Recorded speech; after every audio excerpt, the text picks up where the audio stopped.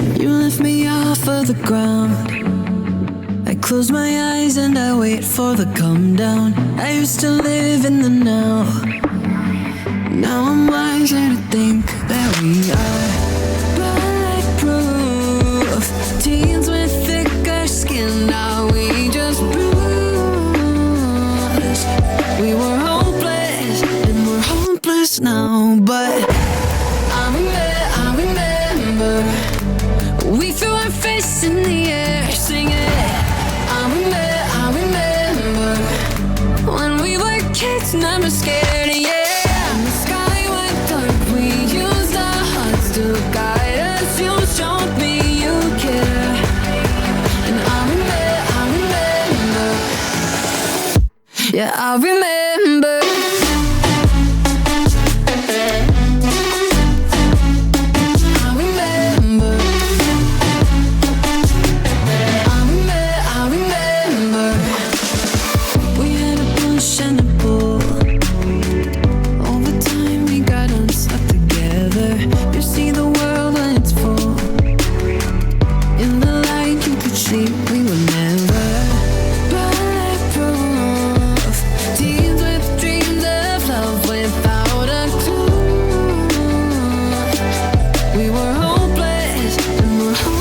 Now, but I remember we threw our fists in the air singing. I remember when we were kids, never scared, yeah. And the sky went dark, we used our hearts to guide us. You showed me you care, and I remember, yeah, I remember. I remember.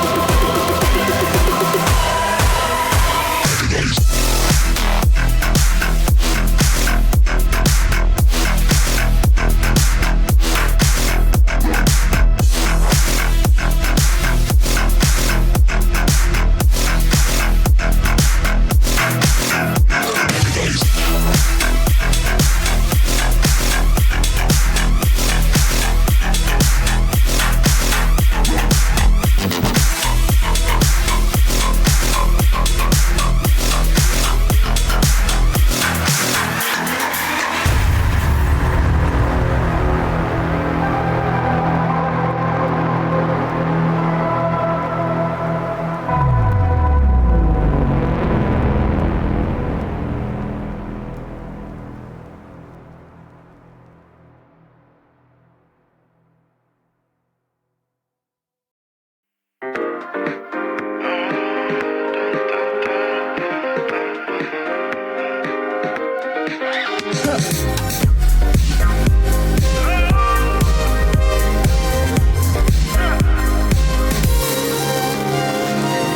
found a way into my heart.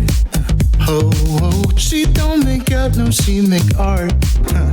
And I need a way to treat it, 'cause I keep getting high off of her. Off of her. I know that you'd be bad from the minute I saw you. But somehow I keep running back to you. Back to you. Back to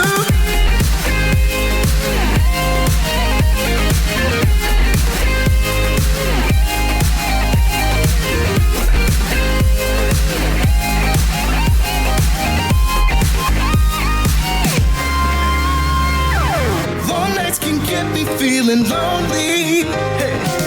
And hearing music that can make me smile. But the way I feel with her cannot be explained. But one thing still remains on my mind. I know that you'd be bad from the minute I saw you. But somehow I keep running back to you. Back to you.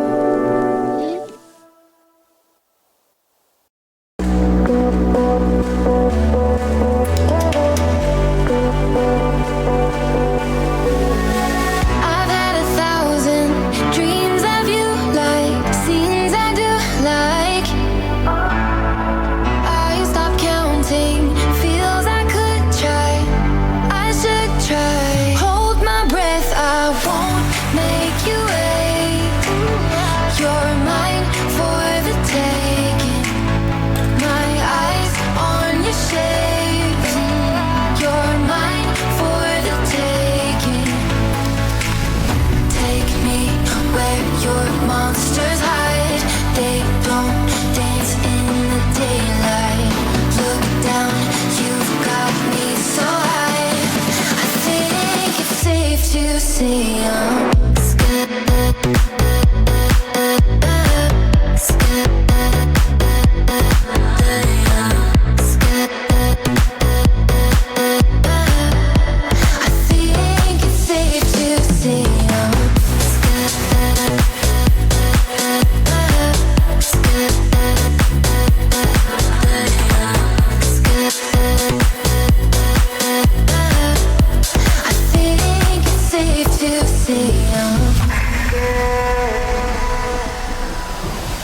Got me blinded by the what ifs, times I did miss. Broke the silence, perfect timing. Sun is shining, Sunday morning, a house on the lake, far from LA. I'm not the type to obey. I'm not the one you can tame. Yeah, let's get lost in my ways. Ooh, take me where your monsters hide. They don't dance, they don't dance. Deep down, you've got me so high. I think it's safe to say I'm scared.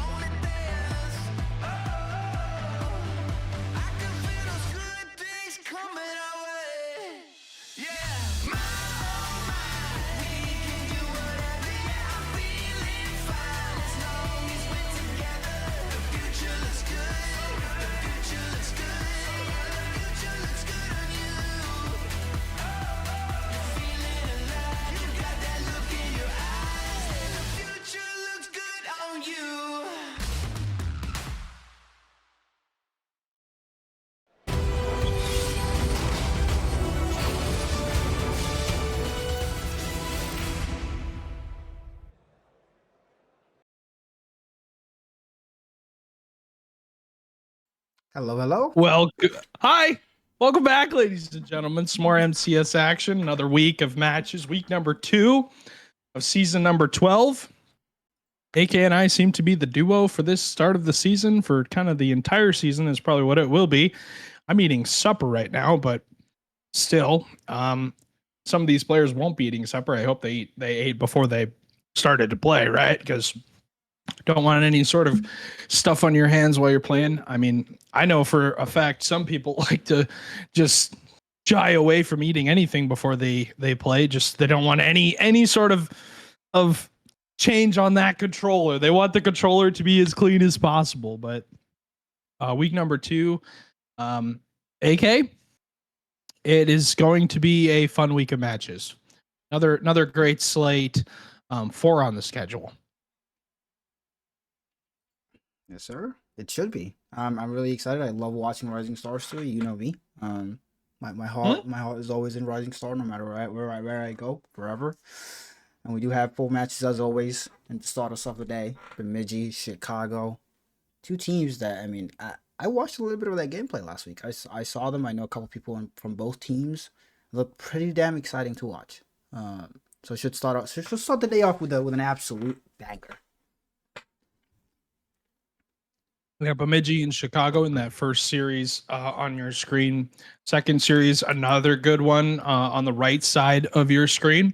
Kansas City and St. Paul. And then the kind of last second change in the 7:30 series, Brainerd and Des Moines now instead of Brainerd versus Omaha. So some complications came up with that. But Burnsville and Fargo in the final series of the night. Week number 2 of Rising Star. We don't have updated standings yet, but if you're looking for somewhat up-to-date standings, you can go to the website, midwest.gg, but that'll give you pretty much, AK, it'll give you pretty much anything, all kinds of new stuff over there that you can see, kind of an overview of how your team is looking so far in the season. What are you doing well at? What are your teammates doing well at? It'll give you that. With more being added, we've got a Hall of Fame that's showing up now. Player ratings are up now along with team rankings. I think these are super cool. You've got, goal differential, goals, shots, assists, and it'll span it through all divisions and for Premier and Rising Star. But AK 601, we got to hop over back to us and make our predictions. Yes, we do. Yes, we do, Stewie. We're back. Like we've never gone before. Mm-hmm. Like I said, I'm pretty excited to see these 2 teams. And it's going to be hard to bet against the team that they started off with an absolute banger last week. I have shout out to the website. Like you said, shout out to the Stewart brothers. I do have both team charts, if you will, open on the side, looking at how these 2 teams performed last week's, because we do have all the results in. And Chicago with an 11 goal difference, a positive 11 goal difference against Bemidji with a -2. If ever there was you probably should pick Chicago here. And you know what, man? I will follow the stats. Give me Chicago in, I'm going to respect Bemidji. Give me Chicago in 5. Looking at the stats, like you said, they're second right now in goals. They're 7th in shots, 2nd in shooting percentage. It's just having these stats is amazing. 4th in assists, but they're 14th in saves. I got to go with Ben here. I want to pick the Bemidji Lumberjacks to win. Hard to pick against them, but hard to pick against Chicago in general. And it should be a fun one. I think we have everybody in the lobby. I'm not sure it looks like it. We can send it out and get ready to go. And AK, another week of action kicks off. You got Bemidji with Napier, Thailands, and Dill Pickle. Napier, the current demo leader for this season, and was led all of MCS entirely for last season. So have to admit, or have to think that he's probably going to be on the heels of other players. But Chicago, Shaded, Gunbro, and John. Shaded, a known player, has been around for Rising Star for a couple seasons now. John and Gunbro, the two that I kind of want to see. AK, I kind of want to see what they bring to the table here, and they'll be instrumental here in hoping that this Chicago team can continue going. But so far, one of the top teams in Rising Star to start the season.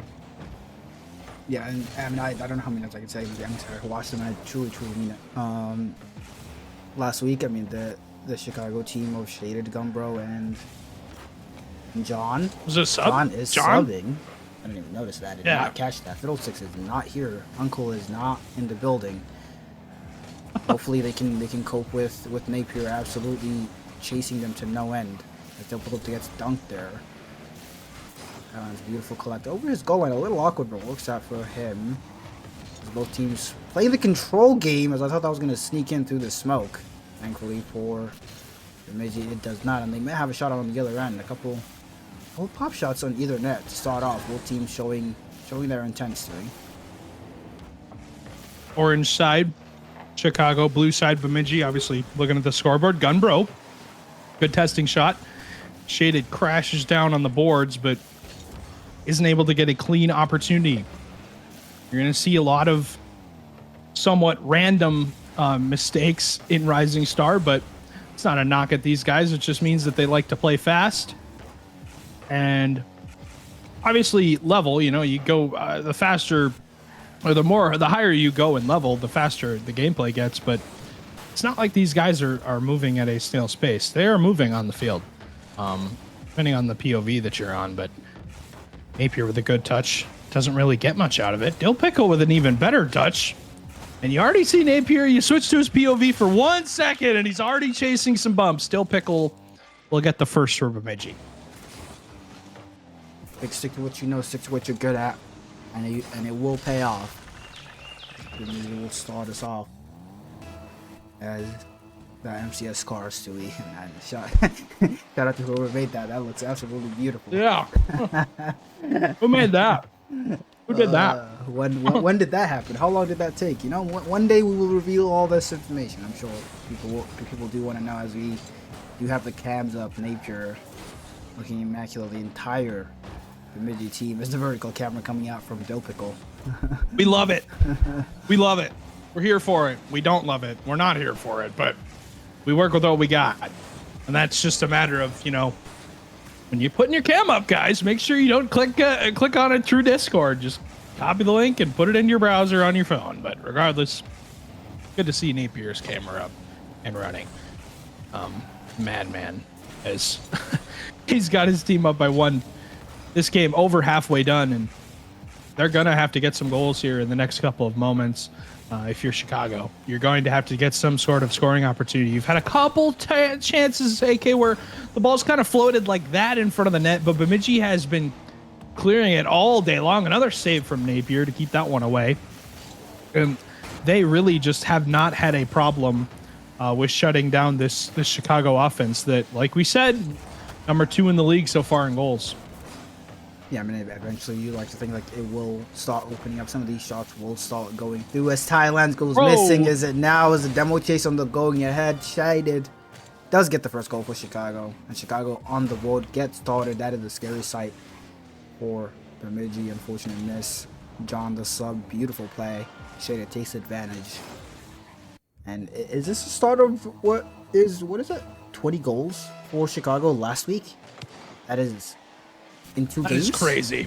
In 2 games. Well, two series. weeks, right? In 2 series. That is absolutely nuts. I mean, you don't see that many goals in a Game 5 series, let alone, in 2, where I don't believe they went to Game 5. Napier, no idea how he reads that. Able to turn it around and knock it away. Last week, winning 3-0 versus Bloomington and winning 3-0 versus Fargo. They played 6 total games. I mean, you just can't. There's just this team is just, they know how to score a goal. They have that figured out. Now it's a matter of how do you play some defense along with that. That's where you see the championship teams. Highlands, though, with a great outplay to get this goal. I mean, that is not how you play defense. You don't both commit like that and go missing. But Talents, beautiful control, gives Bemidji back their lead. 47 seconds on the clock. And I mean, the timing could not be better, Stewie. How do you play defense and lock down the other team to make sure that the offense that you're hitting on the other end actually means something? And so far, as John almost gets a freebie there to get him right back in it. Doesn't work out. 35-second clock ticking down now. As Shaded just takes it up a notch. Gunbro can't connect. Thailand's puts it back in. John, low boost sub. Beautiful touch. Decent midfield. Like it's just awkward bouncing. Dilpickle said John will go missing. Dilpickle has a shot on net blocked out as Thailand's trying to maintain this pressure. Gets a dunk out. That's just bouncing high. Gumber has to get something on this and does. Demo on the goal line. Dilpickle taking his time to the side while John has it. 10 seconds, Stewie, as Thailand's to the backboard. Is there a follow-up here? Nobody is there. As Gunbro's shot might just sneak in here. No, it's not going to sneak in. Underside the crossbar, and this will just die. And game 1 will go to the Bemidji Lumberjacks. I mean, a very testing shot kind of at the last moment of that. Looking at this replay, I mean, you're going to see this first goal. You're going to see Napier going for a bump. He gets both defenders to essentially just drive out of the way to avoid him. And then even this one, John and both players getting in front of Shaded to get that, to get that chase and get that demo. I mean, they made this one as difficult as possible for Chicago to play defense with. Now into game number 2, Chicago's going to have to play better defense if they're going to win these games, because only getting, 1 goal, they didn't struggle to score last week. This week, they're playing a much more stout defense. And historically, teams that have done well on offense, when they go up against a defense, they have struggled. Really, this is where we're going to need to see the creativity from the jungle. And I guess you could say bumps are creative, AK, but they're not the most unorthodox thing. That it's not like it's not in the back of the minds of the Lumberjacks. As long as you can get them to start like piling on, just like get a huge volume with them in a short amount of time, and your team can take advantage. I mean, it could be the way. But yeah, the other end, the defensive end, you got to be able to live up to your offense, if you will, and like to have a solid enough base for your offense to mean something. They do have a sub. We do have to cut them some slack. John has been looking pretty damn good, I gotta say. So I don't know how bad the drop off really is. As shots like that, I assume shots like that were just going in for them last week, and this week they're just not. So we see the other side of them. How resilient are they? How confident are they when they're on the back foot? That they are maintaining offensive pressure. It's just not sneaking in for them just yet. Napier does go missing. John, though, will infield to Shaded. Shaded doesn't get enough on it. It's a sit behind the ball. Thailand's gets a demo and gets his team some possession, some boost for Dilpickle to work with, but can't get the 50 that you want, and you just continue to play ping pong with the ball. Thailand's off the backboard. That's a great touch. Napier leaves it for Dilpickle, and Gunbro has it cut out. Now this is an overcommit. The 3-on-1, essentially. Thailand's, though, crashes down on the challenge and is able to get the ball off of that Chicago car.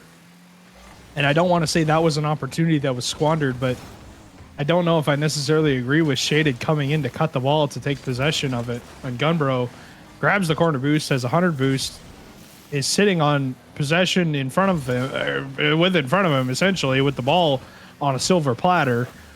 And for them to slow down the play like that really gave Thailand's enough time to get back to it. Nobody scores in the first minute and 40 seconds and change. And it's kind of just this midfield ping pong ball. That's what we're seeing. Yeah, that's good for the Midgets, because again, it's only been 1 week, but 20 goals in 6 games. We are expecting a lot. We are putting a lot of pressure on Chicago and expecting to see a lot from them.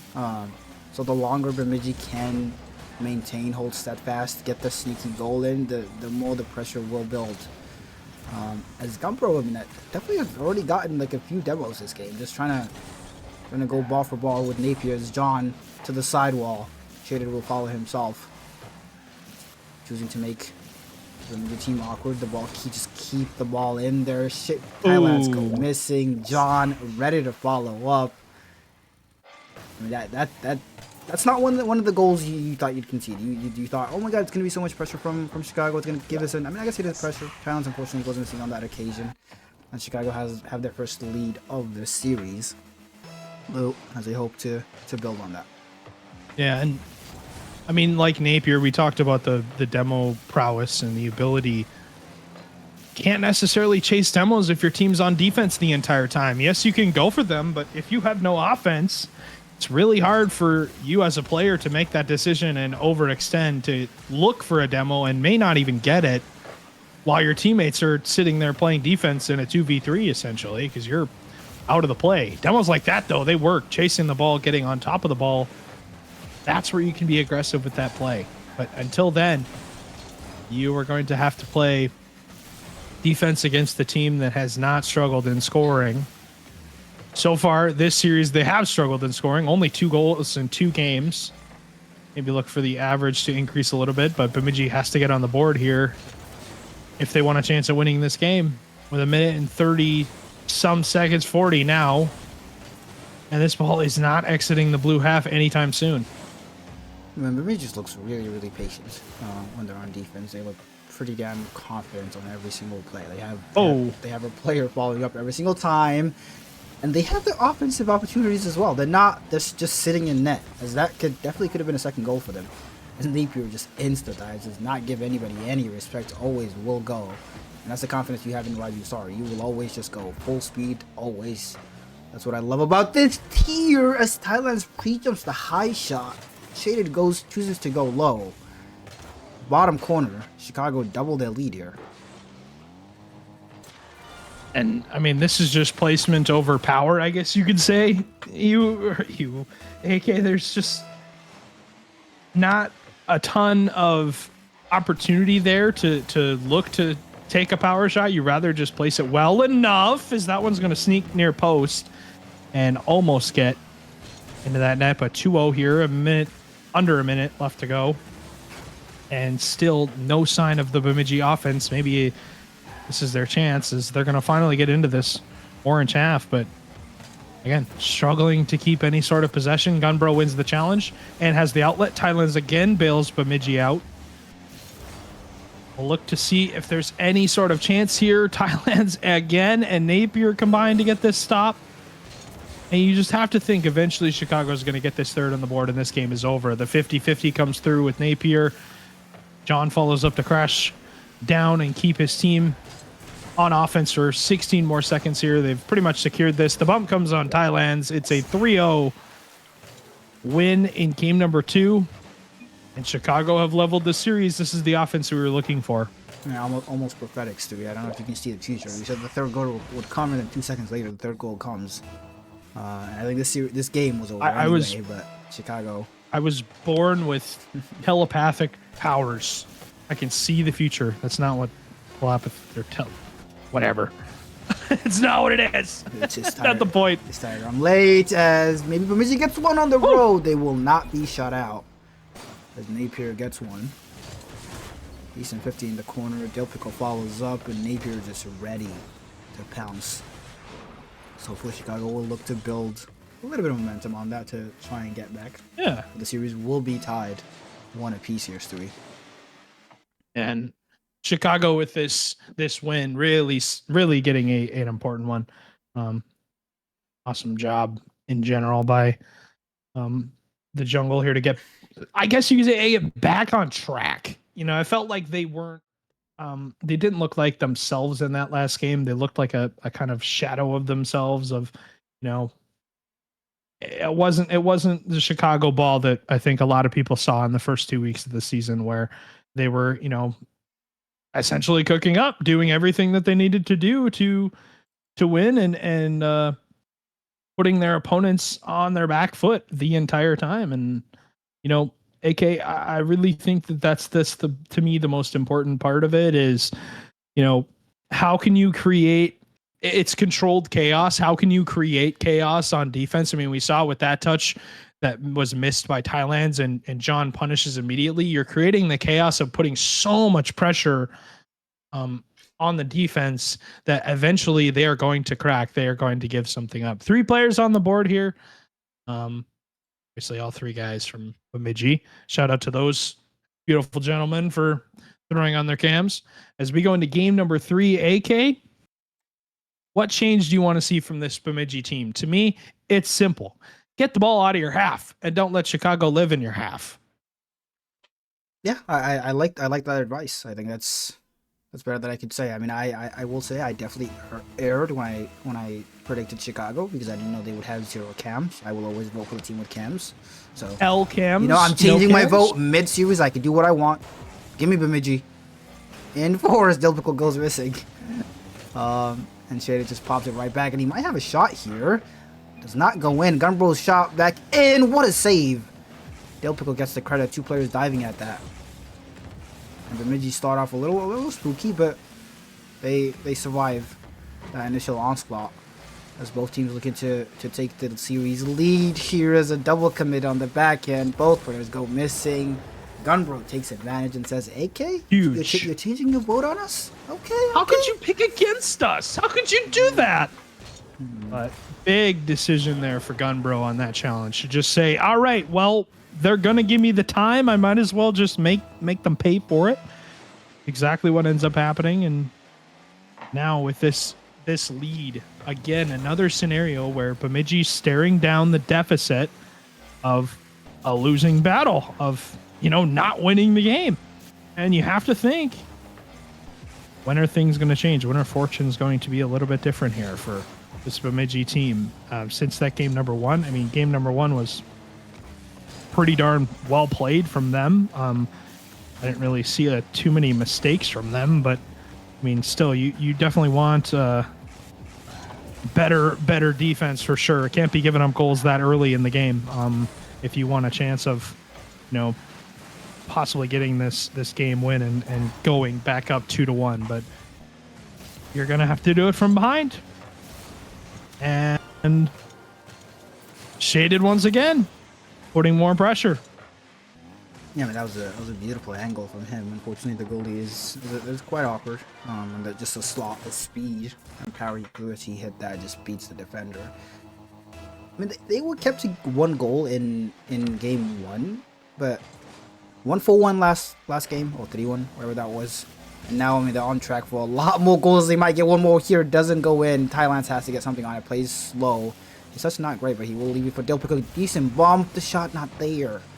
But Chicago's offense that we've been hyping up this whole time is starting to heat up. We do see as Gunbro almost gets set to fall. I wish that went in. That would have been amazing.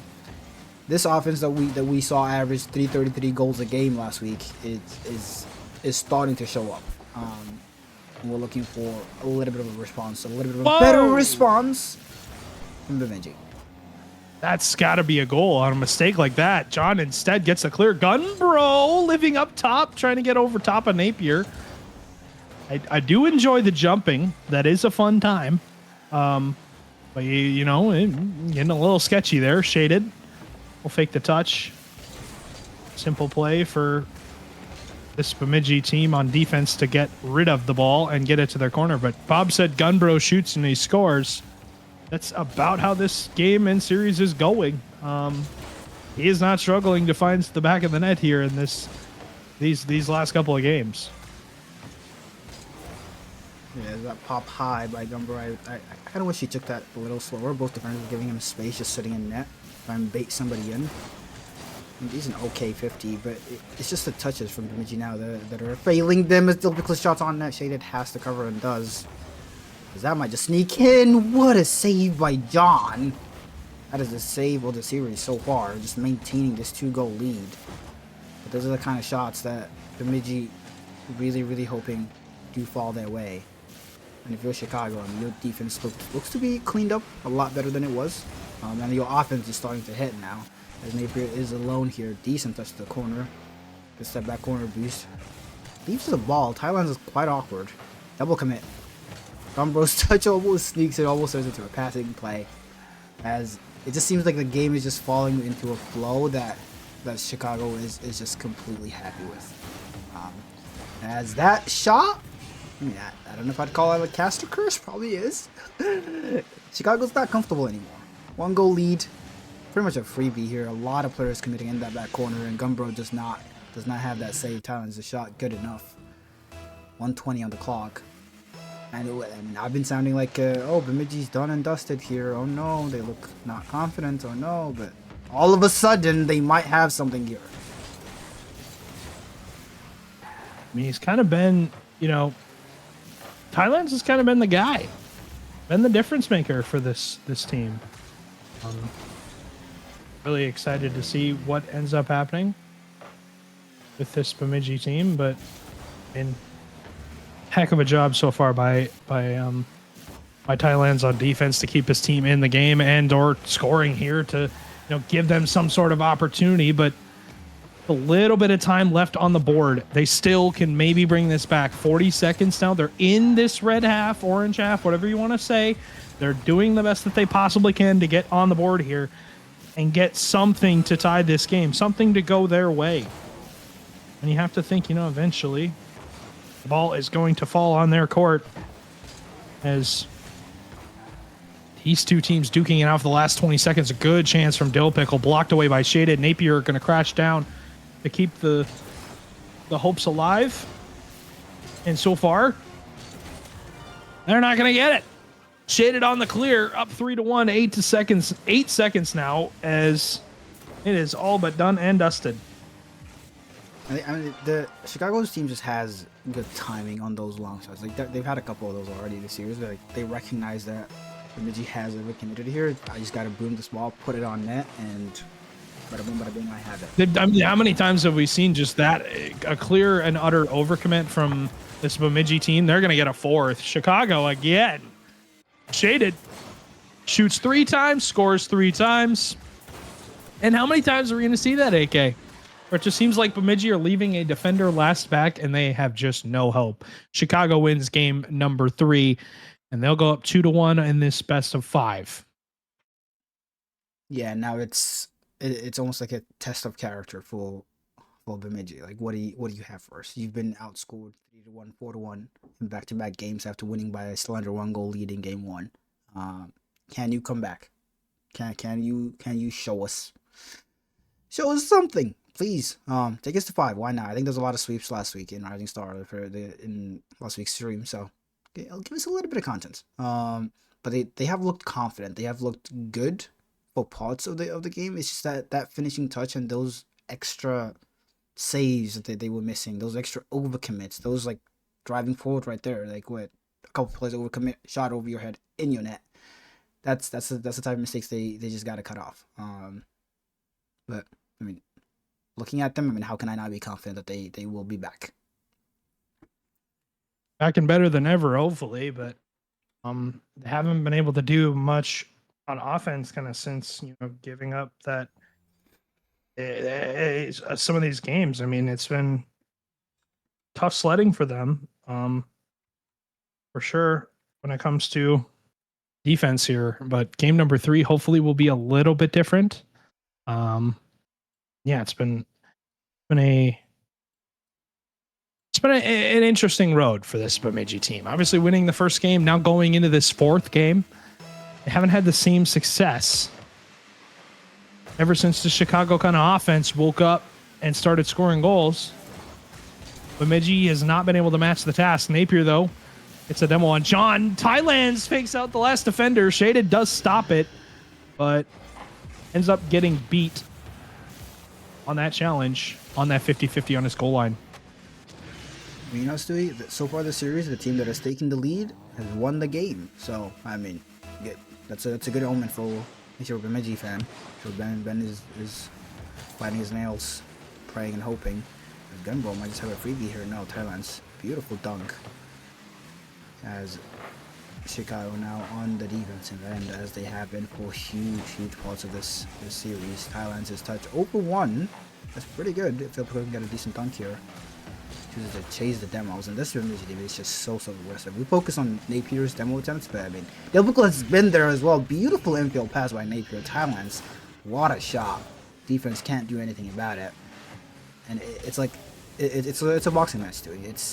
You take jabs, I take jabs. Because both teams just looking like the better team in different games. Yeah, I mean, I guess you could say that's the difference is, you know, I guess you could say that's the theme for sure, but it also is the difference. The jabs for Chicago have been much stronger, much more precise, much more in tune to what they have been doing this season. And with 4 minutes to go, down by 2, doesn't seem insurmountable since you've scored, you know, more and more goals as the series has gone on per game at least. As Napier gets a touch, that one's going to ring off the outside of the post. John with a clear, and you reset midfield here. You get a good challenge from Gunbro. Maybe you can get something with shaded up the wall, but it's going to bounce midfield. Napier's there. John getting bumped by his own teammate. His teammate, though, does cover it up in Gunbro. Shot from Thailand's goes posted in. It just picks the corner. And this is a different game. 3-0 Bemidji. I mean, now it just seems like Bemidji just blitzing away now. It's a beautiful shot by Talents. Not the challenger, not expecting that challenge, and the goalie just unfortunately he cannot stop that zero boost too fast. Talents has his second of this game. 1:30 on the clock, gone, and Chicago 3 goals to the good. That double cut off. What a save by Talents, and he just looks so immaculate now. But that shot has to go in by Napier as he looks to the skies. It's okay. You have a 3-goal lead. If ever there was a game to miss that shot, it's now. As long as your defense and your demos keep coming through, it's not gonna matter much. Beautiful infield pass. Thailand's again blocked by Thailand's. Pretty much. I mean, that's what you can say for this series is kind of the guy, you know, kind of the person to make all these key touches, to make these key stops, and we'll have to see if that continues. As John, though, will get one back for the Chicago team, making it interesting here. Shada just kind of wins that 50, goes right to John, and John's able to make that touch and make that play happen. And you know, and will we see a change of fortune for the Chicago team in this game? There's plenty of time to go. You have to think eventually something is going to go their way. And so far, one thing has, I guess you could say, the pinch 50 in the midfield, but now you're looking for another one. Gunbro will have that taken away and stolen. Midfield challenge from Thailand's and Shaded. They're going to just meet head on. Thailand's trying to keep his team in the game. And I'll keep him in the pressuring half, I guess you could say. Flies in for the challenge, but goes flying wide, AK. And big miss from Gunbro will leave a opportunity here for this Bemidji team to get an even bigger lead, but now they're forced to play some defense. Shaded gets a demo. Thailand's and the last defender, really, able to make that work and get that stop. You know, Stewie, I mean, we do have to have a conversation about John, because maybe we were mistaken. Maybe he's not the sub, because he's not performing like any sub I've ever seen. He's playing pretty well. I know his team is losing right now, but he looks absolutely immaculate, and everything he does is that shot will fall. Typical cross-field top bins. 2 players jumping up for it, and neither can connect. Gumbro misses the challenge. Shaded and John both up too fast, and too much in the corner. What a shot by Delpical, as I mean, now it's Bemidji getting the goals. I mean, we've been hyping up Chicago's goals now and said, hey guys, we can score 2. As Delpical might get 1 more. He does. What a kickoff! What a shot! And we have it. It just seems like unless something miraculous happens or catastrophic from the side of the Bemidji Lumberjacks, it does look like we're going to 5-3. Yeah, catastrophic kickoff. 5-1 with minute 29. In goal, dude. Yeah, a lot of gameplay left, but not a lot of time left, my friend. You need a offensive performance of a lifetime. That's a good start. 5-2, 5 seconds. That's all it takes. That's not a good start if you're a Bemidji fan. Unfortunate mistake by Del Pickle. I mean, he getting a little overeager from the 2 back-to-back goals. But that's hopefully I'd like to think that's not gonna happen 3 more times. But minute 30 on the clock, 3 goals. That is a lot of time. So Steve Shady can get something here. Del Pickle, beautiful speed, beautiful challenge. Talents follows it up, doesn't get a beat out. that might just be open. Napier this time will get the shot. I really thought Shady had that save. He was so close. But Napier's shot is good. 4-goal lead restored. And 20 seconds off the clock. And Bemidji looks pretty good. Yeah. 6-2. I mean, 6 goals here. They only give up 2. But again, I mean, you can't hold Chicago off the scoreboard. I mean, they do get 2 goals in the end of the day, but still, very difficult scenario for them as they really kind of just did their thing in this game. 6 goals for Bemidji. They do not struggle to score. And demoed here. Thailand's into that corner. Thailand's, I mean, how good has Thailand's been this series? Been saying his name all over.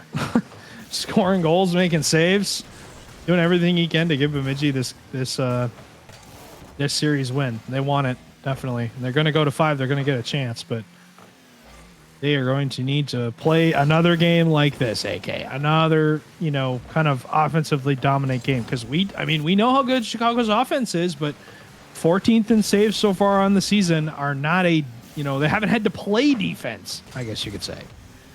I mean, the one thing I'll say about Bemidji this game is they've upped the aggression.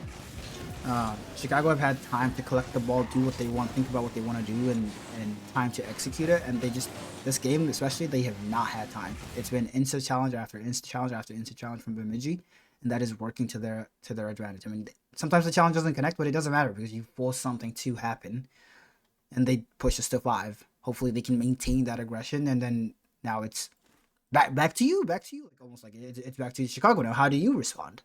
We've seen your offense, your defense may be a little lacking. Now we've shown you our offense. How are you going to respond? How are you? It's like a tennis match, pretty much.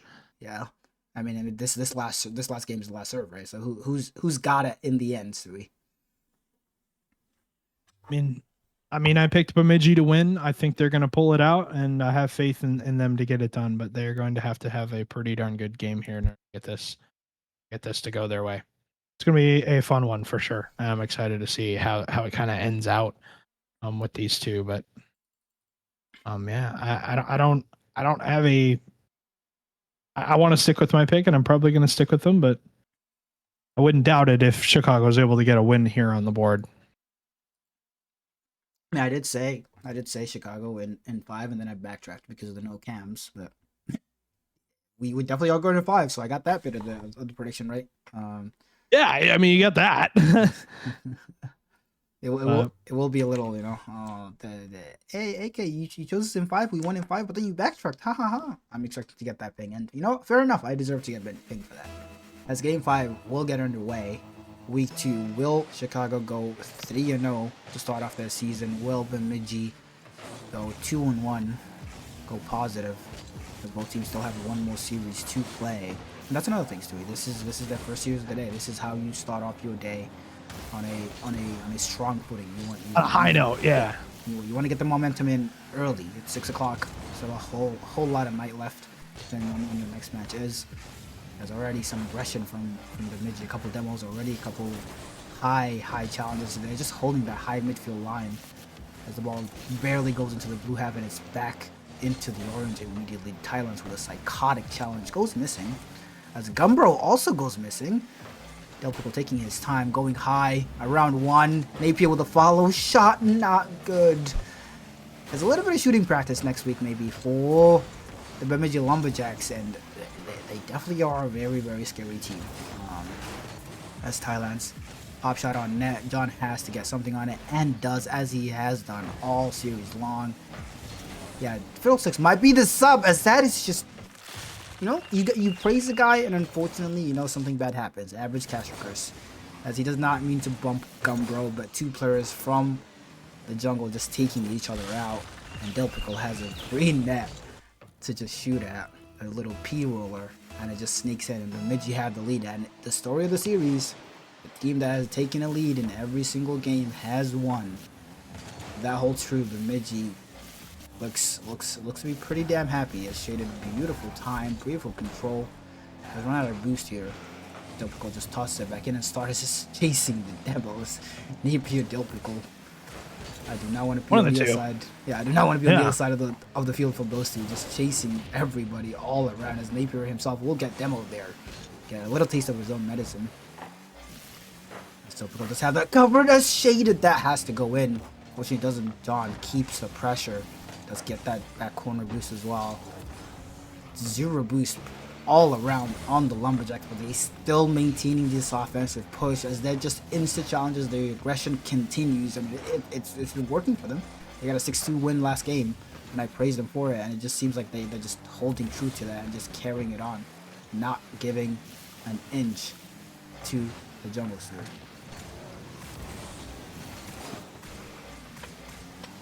I mean, game 5 so far, halfway over. Dominated so far by Bemidji. I mean, they're up 1-0, but things have been close. I won't discount them and say that it isn't a close game for Chicago's sake here. John dropping it for shaded. Napier gets the clear. And that was pretty much every defender from Chicago committed on that. Every offensive player from Chicago. Napier had kind of an outplay touch, but wasn't able to do anything with it. As Gunbro into the midfield for shaded to tie the game.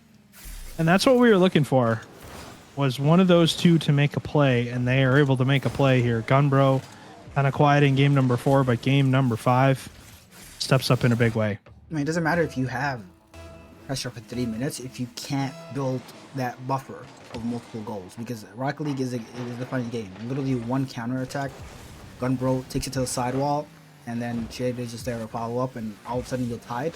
And it can just be anybody's game, and now it's Chicago looking to be in the ascendancy and looking to be the ones to push. As John will read that miss, still Pickle should have time, should have ball, takes it around 1. That's one of the things, three. Bemidji has been taking that time a lot more with the ball, and it's been working for them so well. This is a dangerous ball floating in front of the net. Does Pickle have the shot? He does! Beautiful top bin slot. It had enough speed and enough height on it to just beat both defenders in the net. Can't do anything about it. Bemidji had the lead right back. And this is what they need to maintain. They need to layer their defense as they have been doing, but keep taking advantage of your pressure, because they have had so much pressure this game especially. I mean, yeah, it's just, maintain your offensive chances, I guess you could say. Do what you can with your what you have available, what you're able to make happen is 2-1 Bemidji. I mean, minute 20 here, a little bit of time left, and it is a fun series in this opening set for the night. Game 5, only a 1-goal game. I don't think this is the last we'll see of these two teams. I think we're going to see them down the line, and I'm hoping it's maybe on land or something along those lines. But Gunbro looking to open it up. John gets a pass to Gunbro, and he hits it high. That needed to be a goal. With 50 seconds to go, that had to find its way into the net. It doesn't. Thailand's gets the shot off the backboard. Gil Pickle will go into the corner. And somebody has to take control from Chicago here. They're just not going for the ball. They're all bumping each other. It's a free open net. And Stewie, I was right to switch sides. I was right. I may be a betrayer. I might be bad, but it worked out. The cam buff is there. Nobody wants to take accountability there, unfortunately. And Bemidji do not care. They look confident. Like I said, they it's so aggressive, just going for everything. You give them an inch, they will take a mile. And again, unless something catastrophic happens in this last few seconds, it just seems like it doesn't matter if they miss that. Bemidji do have this. 20 seconds on the clock. John gets there around 1 as Yummy Mayor 3 looking to get in the lobby maybe. I don't know who that is. 14 seconds. Clock ticking down. We're going to play. The Bemidji Lumberjacks do take this in 5. Maybe a little early. Maybe shutting me up. The typical stoic on defense looked absolutely immaculate. Shout out Napier. Shout out Thailand. The whole team has looked so good as they take this series, their first series of the day. And good luck to them in the second. Good luck to Chicago as well. They looked Hopefully pretty they get a damn bounce good. back. Yeah, they played really good. I mean, you can't be mad with a game 5 loss, but at the end of the day, the better team ended up winning the series, and that was this Bemidji Lumberjacks team. they just outplayed on pretty much every status, and have to think, it might be time for for, for possibly a defensive training back for the Chicago Jungle. But I mean, they didn't struggle to score on offense, and that's always your worry is like, how are we going to get goals? We can play defense, but how are we going to, put the ball in the back of the net? They haven't struggled the first couple of weeks doing that. I mean, they got one more match still yet to play, and I anticipate with how they played tonight, they're probably going to win that one too. Is this a time, AK, where they look back on their series? They have to be proud with themselves. I mean, they do. I mean, they looked pretty good. They just couldn't. They have just small mistakes they just got to clean up, and they're a top team. I mean, they proved it last week. They proved it even today. I mean, Game 5 is not. You just didn't have it in the 5th game. That's all that happened. 3-1 loss in Game 5 when you pretty much gave away a couple goals in garbage time. Like they looked pretty good. Hopefully that head will not go down. They got this. As we take a look at our schedule, we will be back very, very soon. A pretty short break. As we just watched the Bemidji Lumberjacks win in 5 against Chicago Jungle. Yeah, and I have to say, Bemidji, they're in their next series too, going up against the Duluth Superiors. Duluth last week went 1 for 6 in games, but still, I mean, we're early on in the season. You have to think the teams are going to make some changes based on their first week and play. They always play better week 2. Some teams don't play well week 1, and then week 2 they figure it out. So you have to think that'll change. But Kansas City and St. Paul are next series on the board. AK, looking forward to it for sure. It should be a fun one. Obviously, last week, looking at matches that ended up happening. St. Paul with a 3-0 win on stream. Kansas City beat Duluth 3-1. AC also beat Brainerd 3-0, and St. Paul beat St. Cloud 3-1. So both teams have right now are 6-1 on the season. So we've got early contenders playing each other on stream up next. AK. We do, and we wrap back after a pretty short break, Stewie. Looking forward to cast that with you again.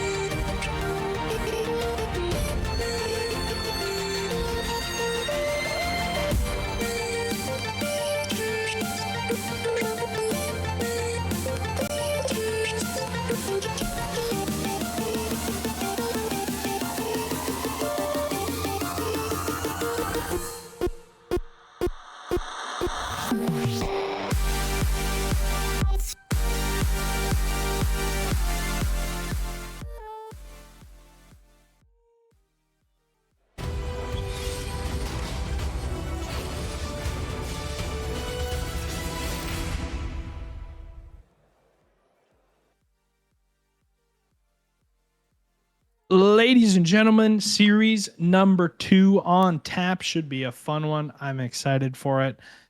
And honestly, I mean, so far, it's been obviously first series we went to 5. It was fun. It was 2 teams that are kind of juggernauts, I guess you could say. AK, they really 2 teams that didn't struggle scoring, didn't struggle on defense for the most part. Chicago struggled on defense just a little bit. AK, they didn't make the most of their opportunities all the time, but I'm just happy with how things have gone so far. It's been fun for sure for both teams. But this next one's going to be even more fun. You've got, 2 teams that are 6-1 on the season so far in games, and they're only going to get more opportunities to score. Schedule up when you can. Yeah, we were talking about Studio about Chicago's goals from last week. These 2 have higher goals somehow. St. Paul has 29 last week in the 6-1 games. Are we playing defense or are we just not playing defense? Because goodness gracious, yeah, first series Bemidji wins it 3-2. But are we playing defense at all? What in the world is going on here? Guys, the packs do exist. The defensive packs do exist in the game. Kansas City themselves not any slouches. They're in 20 as well. So hopefully this is a basketball match and it's just fun as hell. And may the best team win. As you know, I don't even know what to do for prediction. I got to back Lord here. 2-time MCS champ, if I'm not mistaken. Every time I watch that guy play, he just looks a tier above. Every single time. So I gotta back him. And we did have St. Paul on stream last week as well. Winter looked absolutely immaculate. Farr himself was no slouch. The whole team, they were just jelly. They were passing, playing all around each other. As I do see 2 of them in cams right now. So it should be pretty fun. Give me St. Paul in.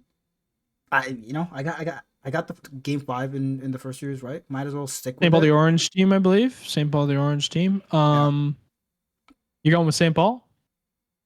Yeah, in 4. Let's not go to 5 this time. Give me in 4. We're a little late. We're a little late. Just give me in 4. Give me. He's second guessing his pick. Sorry, not Cole. sure if he's gonna pick.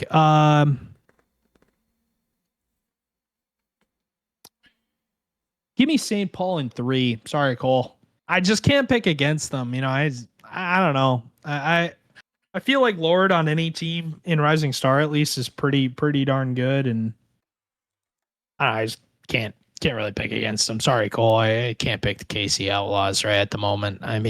St. Paul just better team. And hopefully they prove us wrong. But no. Hopefully we're getting close to having everybody ready to go in lobby. Yeah, stare at me if you want. Game is underway. Kansas City and St. Paul. Lord Farr and Winter and Far.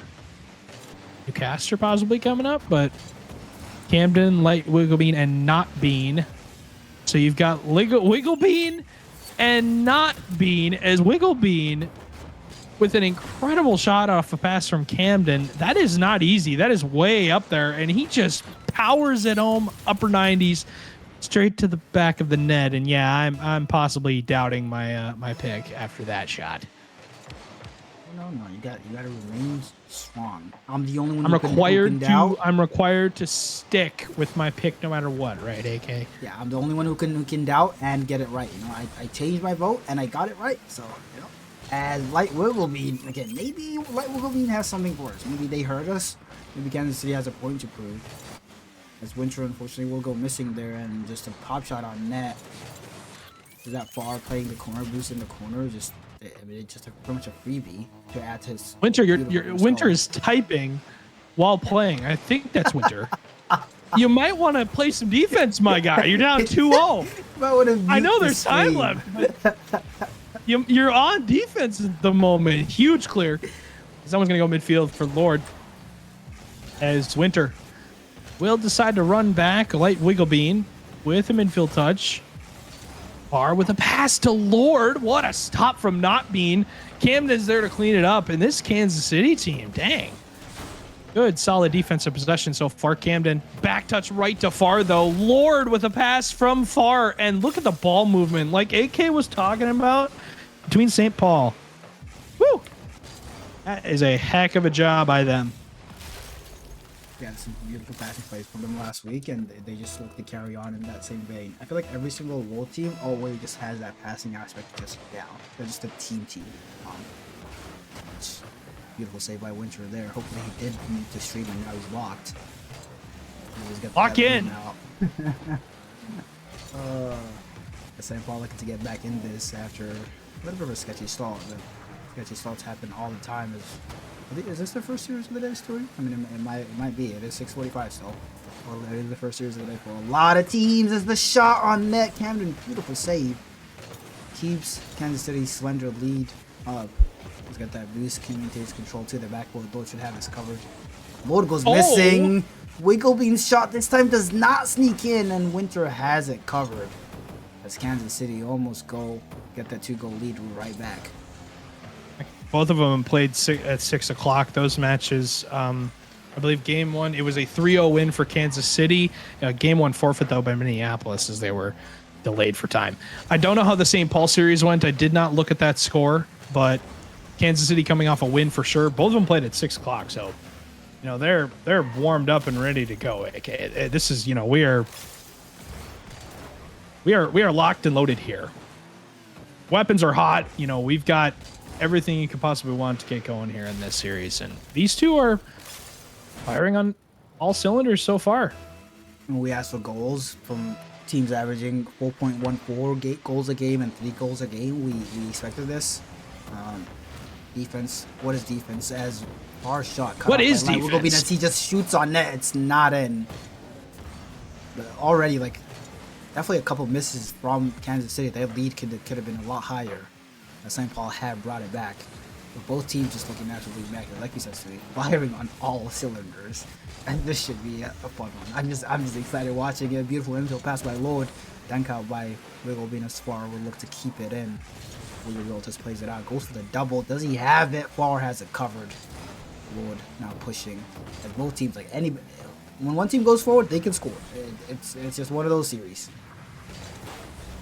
Far in the midfield finds Lord. Lord off the backboard. Not Bean will hit it off his own backboard to get it back to Camden on the clear.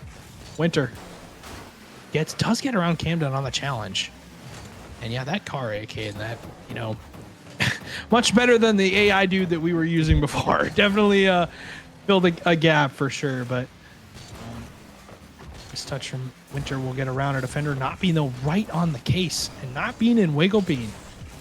Pretty darn good start to their series so far. This Kansas City team, though, I mean, this is I guess you could say an increase of pace from the first series. These two playing pretty fast and furious here as Winter with a good clear down the field. Looking for Lord. That one's going to go to the right side. It's not going to fall, though, low enough. And AK, that's one thing.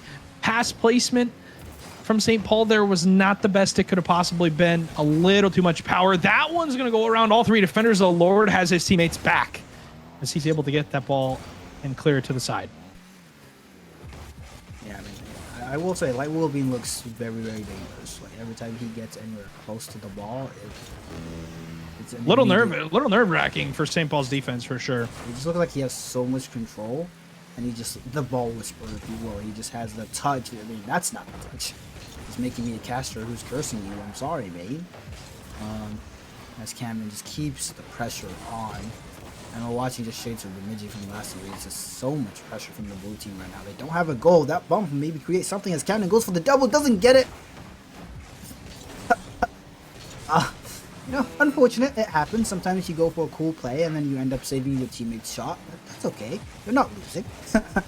As No, not at all. City back on the offense. They might have something here. Winter has a covered triple coming on the side of St. Paul. It's not Light Bean. Brings it in. Not Light Wigglebean, and Light Wigglebean both on offense. Because the blue team just keeps this pressure. They're just camping in this orange hat. Wigglebean's touch starting to go a little bit awry, but that's okay. As long as you get the decent touch when it matters most. As decent touch, but not. Yeah, this is my brain. I'm gonna call him Bean and Light. So that is what I'm gonna do going forward as we head into game 1. Overtime, and is that how it's gonna end? It is. As Bean, as I'm choosing to call him now, does close it out for Kansas City. It's not Light Wigglebean, just Bean. There's not Bean, I guess you could say. Yeah, just not Bean. Yeah. Oh my, we're going crazy. But the trend of the day continues as the team who takes the lead in a game wins in Kansas City, looking to shut us up for a prediction. And take this, but we did predict them to take a game. So hopefully St. Paul can, take 3 in a row, and then we're right, and we have 100% on the desk. But if they keep performing like that, fair enough. If that is how you prove us wrong, shout out to Kansas City. Shout out to Not Bean Wigglebean and Camden RL. They look absolutely immaculate here. As how will St. Paul respond? We've seen a little bit of the passing plays. How will they change? Yeah, how will they change up their game plan? We have seen a couple of passing plays. Or you're about to say, sorry, but we have seen the changes that are being made so far from this KC team. Of I guess you could say if St. Paul is going to play aggressive and look to pass the ball, we're going to play defense to a more stout level and make sure that we get the stops that are necessary.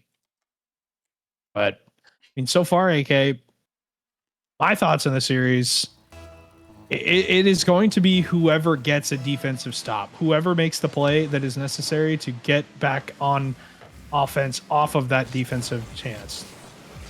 Yeah, I mean that's probably fair. I would say like in game 1, like the better team definitely won. There was so many opportunities for Kansas City that they could have just converted on, and it would have been a lot more comfortable. In the end, it doesn't really matter as long as you get it over the line when it matters most. As long as as long as you get the win, as right? long as you get the win, yeah. As they start off game 1, what is that skim touch from Wiggleby just past mid to Camden? That commit by Bean is. I mean, not what I would have done, but he almost got a goal from it. That is like the unpredictability you're looking for. You want that aggression. Like the other team is not expecting what you're gonna do. As Winters touch to the side, to the backboard, is there a follow up the far, just a little too far back? Can't get the shot. The Lord keeps it in, and St. Paul trying to get a little bit of pressure off their own, trying to build some momentum, trying to shut down KC because KC had so many shots in game 1. St. Paul looking to show a little bit of what they can do now. Instead of getting a couple of counterattack goals, that touch might just get them started pretty well. Double commit doesn't go in as Lord just keeps it in. Wigglebean boom out, boost himself, plays a double, doesn't get it, fakes it out. Camden does have the shot, just plays the touch, trying to force out and bait out a defender. Now it's shades of what we've been seeing. Blue pressure this time far equal to that shot by Wigglebean. But as well, just staying in that corner. I don't know what that is, but it works out. Oh, does it? It does for now, as Far does have that save. Low boost can't do anything about it. Winter, only one with boost on his team, has to get something as far. We'll try and put it away. Wiggle being already rotated back, already has it on lock. Camden, beautiful dunk to himself perhaps, just leaves it out. Wiggle being low boost past mid to Camden, shot high. Is there a follow? No. As Winter takes it to the corner. And the basketball, we knew this was going to be a basketball match. But we're not surprised. Yeah. I see why these teams had so many goals last week. We're going to see offensive chances. It's not like we're going to sit here and have 1-goal games. It's going to be 3-2 or 4-2 every single time. It's going to be a fast and furious series that neither team is going to struggle scoring here. 2.5 to go. A little bit of time. Follow up from Lord. Huge goal for St. Paul to get them the lead here. And we'll see what they can do with this lead, though. With the momentum somewhat on their side now, but I mean, you see the plays that they're making. They're crashing the net. They're making opportunities for themselves. They're not relying on this KC team to get them, opportunities. I mean, they're doing what they can with the chances that they have. They're living on offense right now. Far with a beautiful clash into the midfield, but he's not able to get that shot. As when will this KC team kind of strike? We're waiting for, Wiggle Bean, obviously both Beans to get on offense here and get some sort of chances. They are able to get a shot. Lord is able to turn that one away. And AK, defense is one thing, but offense is another. And so far, this KC team, when they have got on offense, they have been scary to play against. You're right. So the defense is one thing, and offense is another. It's the greatest comment I've heard from my boy, Mr. Documents. Those who know, as I will say, Kansas City has just looked like the better team. Even though they're losing right now, they've just looked like the better team. It just seems like Kansas City, St. Paul, is looking a little bit more confident in playing their moments, as Camden will go missing that low boost. Bean under so much pressure, light wiggle Bean goes missing, doesn't matter. Bean has him covered. Bean, and the other Bean, all the Beans ready on that occasion. As far brings it out, has boost, has ball, takes control. Let's get it around one as Lord's touch to Winter, shot high, is it in? Almost. The follow-up not in. Pretty much the entire St. Paul team in this back corner. And they're not able to convert on that occasion, and there's no way this is in your net. It is, as that is not how you want to concede, unfortunately. Lord, low boost, awkward, can't get a touch. Wigglebean can't believe his luck, pops it on net for a decent save. Unfortunately, underside of the crossbar, just keeps it in front of the net. And Kansas City all of a sudden are back in this. And will they be the first team to break our streak of teams that take the lead, win the game? So far, it's been 6 games. The streak has held. Yeah, 6 wins. Huge demo from Winter here to put pressure. Kansas City into the midfield now. On defense, having to hold down, and they have. But, I mean, look at the top left. All 3 players, no boost. This is huge to see. Tons of boosts for St. Paul to work with, but Camden's able to get 100 here. 30 seconds to go, and he will be able to bail out his team on a challenge. Not give far a shot. Late Wiggleby, just trying to find something, my guy. Get a pad 1 or 2. Give yourself a chance. It's just difficult out here. With 15 seconds left, Winter into the midfield for Far. Lord is able to full commit on this and use some boost now. Grabs the midfield. Let's keep it up for a second. It's a little bit dangerous. But Kansas City will hold the line and the corner. They won't let the ball bounce long enough. Wiggle Bean to himself. One more touch will play over the top. Leaves it for Bean, but Bean was just a little late to it. Got underneath the ball, and I think Wiggle Bean would have blocked the shot regardless. They ended up blocking the touch. As that one's going to go into the midfield. And here we go. Point man rotates out. Not Bean goes up, moves up in the play, and keeps up the pressure here, trying to give Kansas City another overtime win and kind of AK steal this game from St. Paul. Is a huge miss from Lord, and now St. Paul's on the back foot with no boost. Yeah, I mean, this is back-to-back OTs. What both shouldn't really be OTs, but they are. And if somehow KC can like you said, steal this game, I'm slightly worried for. It's not fair. St. Paul. It's not fair. Why? But Cole does have to get this Kansas City team on a shooting back, I will say. Because they could make their lives so much easier. This whole series, long as Wiggle being equal to that shot, uses all his boost to try and follow this up. Decent touch. Bean has it covered as Lord tries keeping this pressure on. A commit by Winter Far also commits. Is that in? Can Lord make it back to it? He can. He cannot, but he can in a way. But unfortunately, he does sneak it into his own net. And St. Paul go 2 down in the series. The streak is broken, I believe. St. Paul took the lead. So that streak is broken. Kansas City not here for streaks. They're here to win as they look to continue their impeccable record here. Taking a 2-game lead here. And how will St. Paul respond? Because so far, the better team has won every single game. They definitely had St. Paul definitely had a lot more pressure, and they were definitely a lot better about controlling the opportunities they were giving Kansas City, but they were still giving away a lot of opportunities. And that first goal that we're just watching now, I mean, that is not how you want to concede. That really is not, unfortunately. And the last goal, I mean, both goals, it's very, very avoidable. But we said at the beginning, Stewie, and we were not wrong. Is there a defender on the field for either team? Not really. Kansas City just has the offense on absolute lockdown. What can St. Paul do about it? We will find out. I mean, what can they change? We're gonna find out here in a second. But what can they do about this? Some of these chances. I don't know truly what is going through their head when it comes to the decision making, I guess you could say.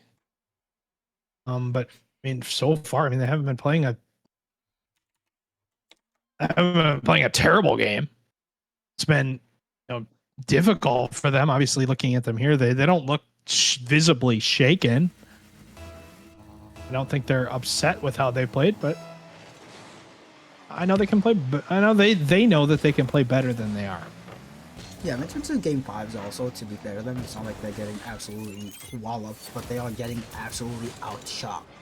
And if you're letting Wiggle Bean just absolutely demolishing you in the first 10 seconds of every other game, that is not a recipe for success as well. Unfortunately, can't cover that top bin angle. And Wiggle Bean, not Bean, but Wiggle Bean. Oh, not Bean, but Wiggle Bean. Not Bean, Bean. Let's get that shot. Yeah, this team. I mean, it might be time to ban the Kansas City Outlaws because I don't like their names. They're just too similar. And I'm curious if that was in the draft strategy. Oh, let me pick Wiggle Bean first round. Oh, I see a not Bean. Oh, that's not Bean. Oh, yes. And I'm sure Cole, that's how his thought process went. Exactly, that was his draft strategy.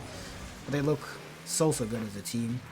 We talked about how St. Paul love their passing plays and their team play, their team dynamic.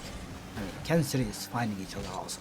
They're so offensive heavy. Their touches just always seem to be the man. As Lowell's touch there, dangerous Winter's touch, able to get the double there, and that was crucial because Not Bean was bearing down on him.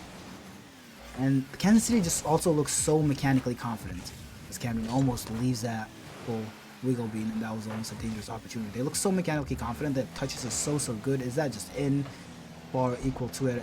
But already, St. Paul getting outshot. And we've only been a minute into this game. As Lord here goes faking as Winter ready to follow up, and just out of nowhere, it doesn't matter how many shots KC have. If you can go down the other end like this, Lord decent touch, fake it out. Winter shot low, and game is tied. Goal. Absolutely huge.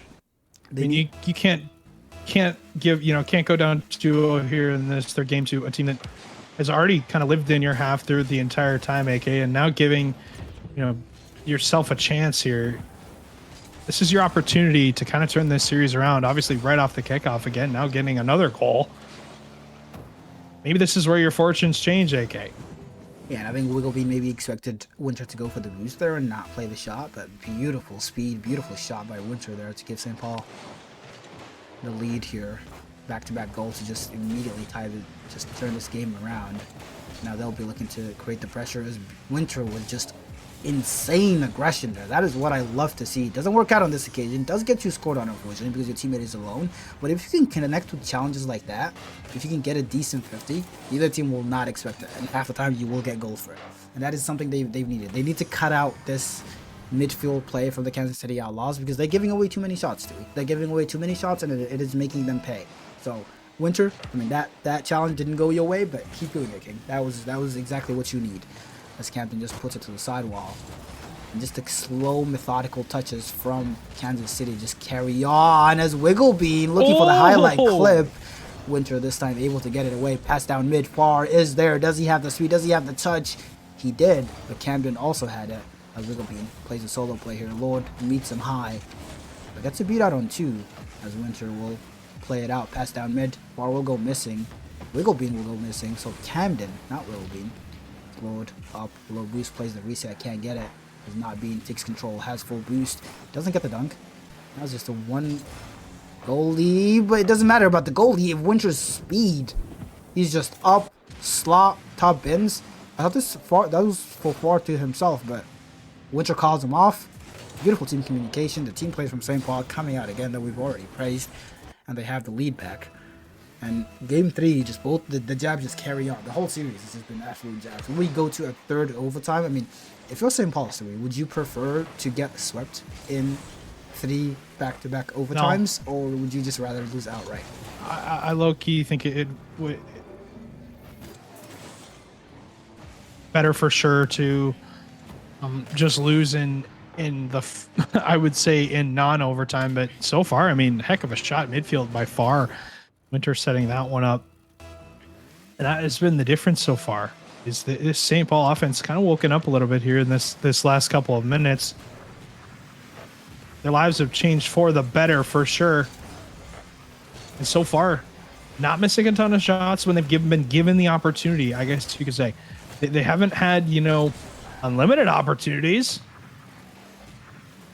but they've made the most with what they've gotten some good chances.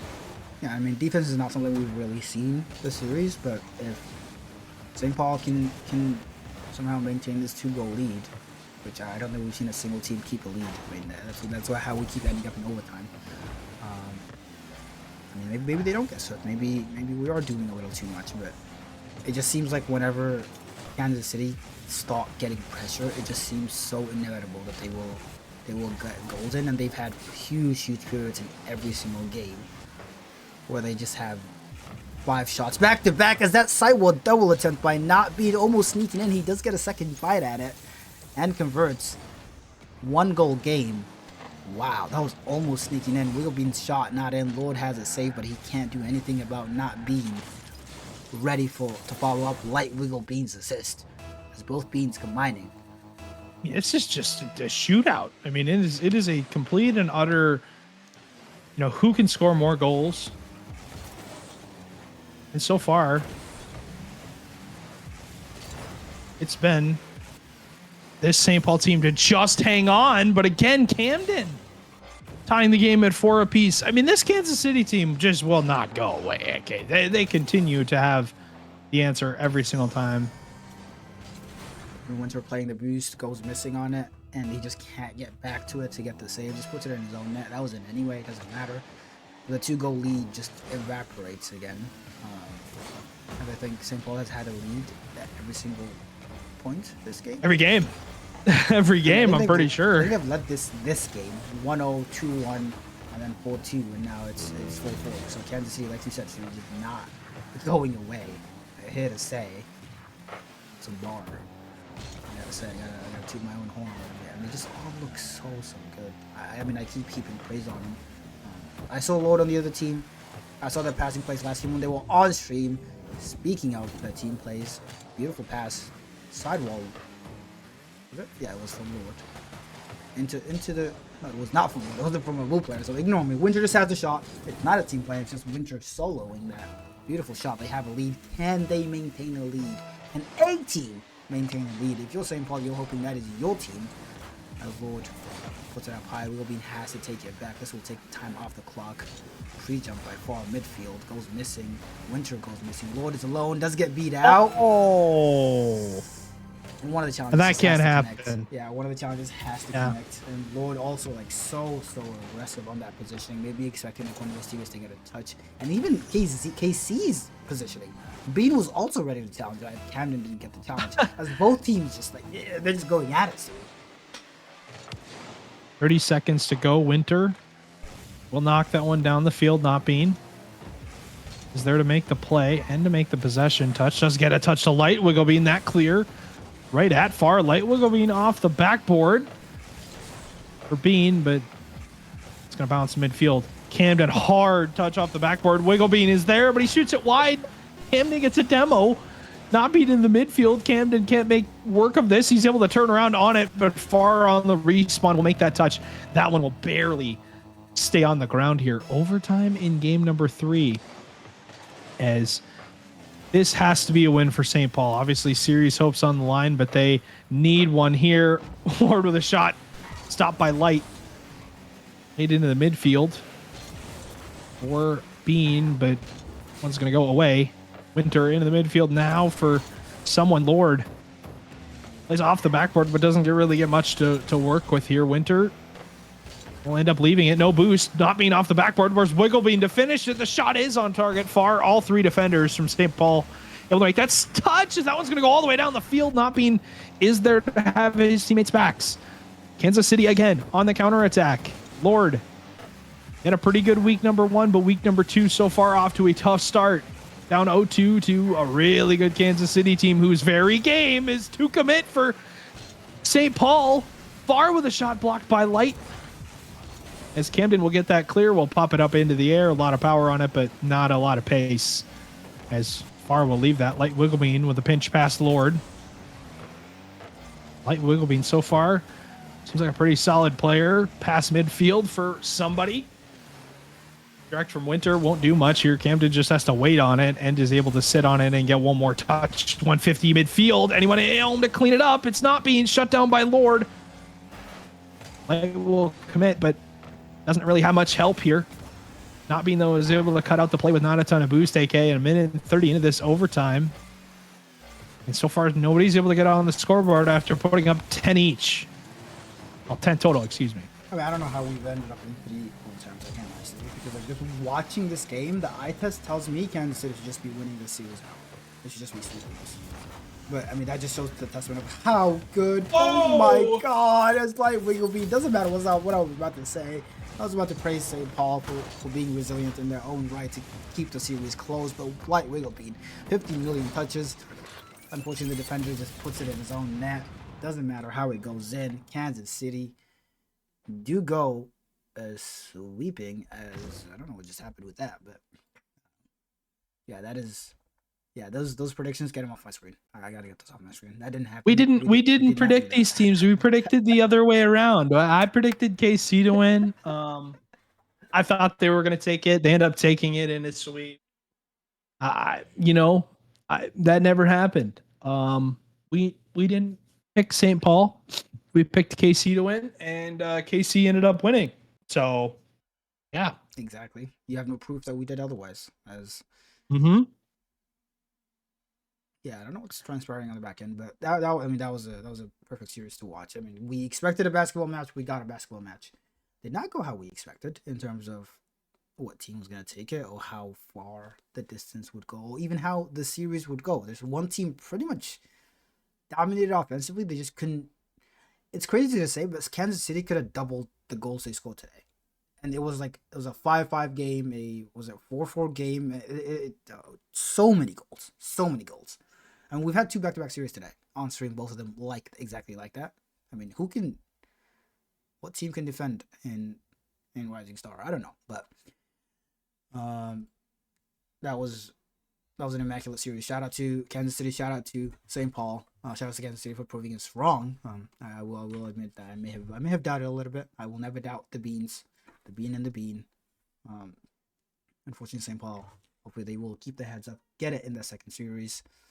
As we take a look at the schedule, we watched Game 5 loss for Chicago to Bemidji. And then a complete flip of the script. Yeah. Into a sweep. It's rough, Some days it's just not a I don't know, some days it's just not how it goes, but sweep for Kansas City, like you said.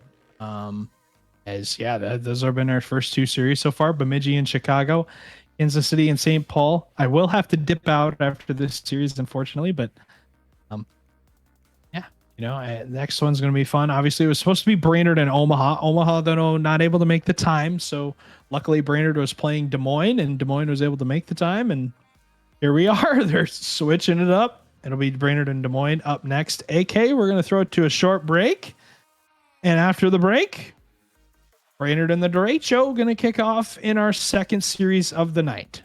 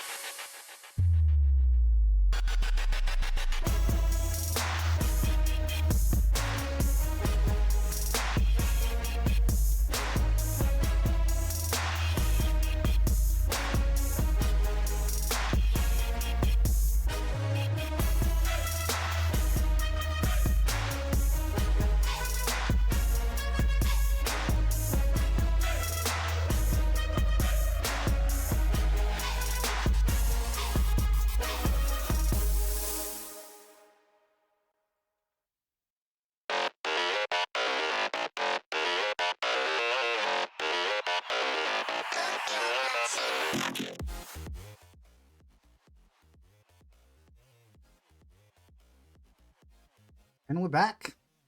I say we. I'm back. Hopefully the ads is still not happening. I had to run them, so they did not happen. Mid-series, mid-game. It does seem like I am on my lonesome to cast what should be an absolute banger. We did watch Minneapolis play on stream last week, and it was a fun watch, I gotta say. But a little recap of what we already seen today. We watched Bemidji win in 5 in our first series of the day. Amazing series from both teams. And then we watched, unfortunately, a little bit of flat St. Paul. As Kansas City just absolutely pretty much dominated all the way around. It was 3 OTs, but I mean, on the balance of play, Kansas City, they just looked so good. So shout out to them for proving us wrong on the predictions. And we have Brainerd against Des Moines up next. It's that time to shine. As both teams are yelling at me, I think they're all ready to go. Saying, okay, let's go. It's time. But we will be going in due course, and we do have a full slate of cams as we take a look at the Brainerd roster. CT Niblack with a top-down view, looking absolutely locked. As I mean, the vibes on this team just always seem to be very, very high. We watched them last week; they looked so good. And on the other side, talk about vibes. I mean, Blasky and JP are on the same team with Big John rounding them out. That is not a team to be outmatched.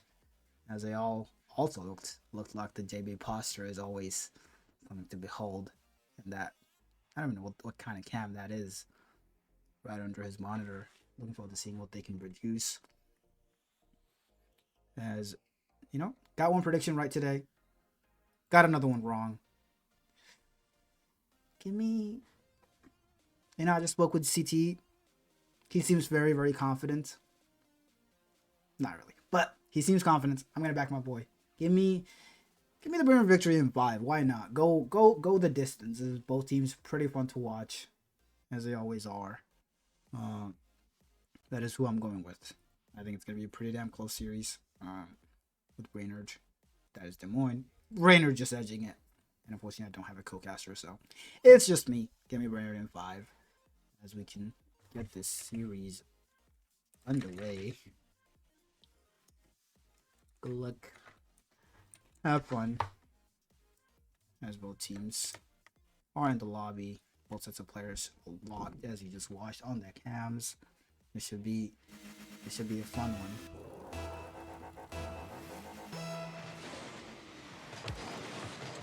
As we kick off game 1. Fortunately for this on the stat side, Brainerd is not a favorite in this matchup. They did have a pretty damn bad week, but it was only week 1, and you always go up from there. It's not about how you start, it's how about you finish, and we're by no means anywhere near the finish. We're starting off with a little bit of pressure. CT will force 2 to commit. Block belt, putting it right back in. CT insane aggression pass mid, shot by Windy, and I'm loving what I'm seeing already. But Des Moines so far has everything covered. Block belt that will tense off back pass. And he will have this. He just plays the side wall and just booms it back. Beautiful demo with the goal line. It might be a shot attempt here. CT has to scramble. Gets the boost, gets the ball. He maintains control, goes high. I heard he had next now play the bump maybe. No, nothing comes of that. Both teams. Beautiful infield pass by Block Belt. By CT to Block Belt to the sidewall. Windy shot high. Does CT have the shot? He does. It's not in. Hits the inside of the post. CT just carries on going. The speed, the aggression, confidence. His Block Belt says, you know what, CT? It's my turn to go. Back off, buddy. CT playing sidewall double maybe. Let's get a dunk out on Blasky. The shot on. JB has to get a save and does. CT has a shot also. Doesn't go in. To start off game 1, it's been all pretty much Brainerd and Des Moines just sitting on defense. But so far, Des Moines' defense is pretty comfortable. CT has had a couple opportunities that definitely could have done better on. As that shot by Windy will go high. Blasky tries bringing it out. Give a little bit of breathing room to this Des Moines team. JB commits. Let's get a demo for this trouble. Blasky, the side, let's see how to follow up himself. He does get to beat out on one. CT last back. Awkward, decent touch. With Big John already up. I love seeing cameras from all of the players here. There's Blasky. Just takes one opportunity to take the lead, regardless of how much pressure the other team has, and the one almost sneaks that NCT to equal that shot right there. As I think JP had that double, but CT is just on lockdown mode right now. One has a lot to make up for a minus 14 goal difference last week. Conceded 19, scored only 5. And got swept both series they played. On the other end, you got Des Moines, who, I mean, they were conceding goals, they're also scoring, but they're winning. 100% win rate, sweeping both their games, so it's complete contrast. Contrasting fortunes from game 1 as Blasky kind of pushes his team forward on lead director. Okay, he does get dunked out there. CT speed gets beat on John. Blasky goes missing. That shot by Windy not good. Maybe a passing play to bring. I don't know what I just watched. Almost a triple passing play all around. I don't know what's happening, but CT infield pass. Nobody's there. Windy can't connect. JB might have a shot on. Does, and that is good. And Blasky just modding the camera here. After that pass to JB, JB shot. Blackwell can't get the save. CT can't make it back. Unfamiliar scenes from last week. The Breward victory do go down.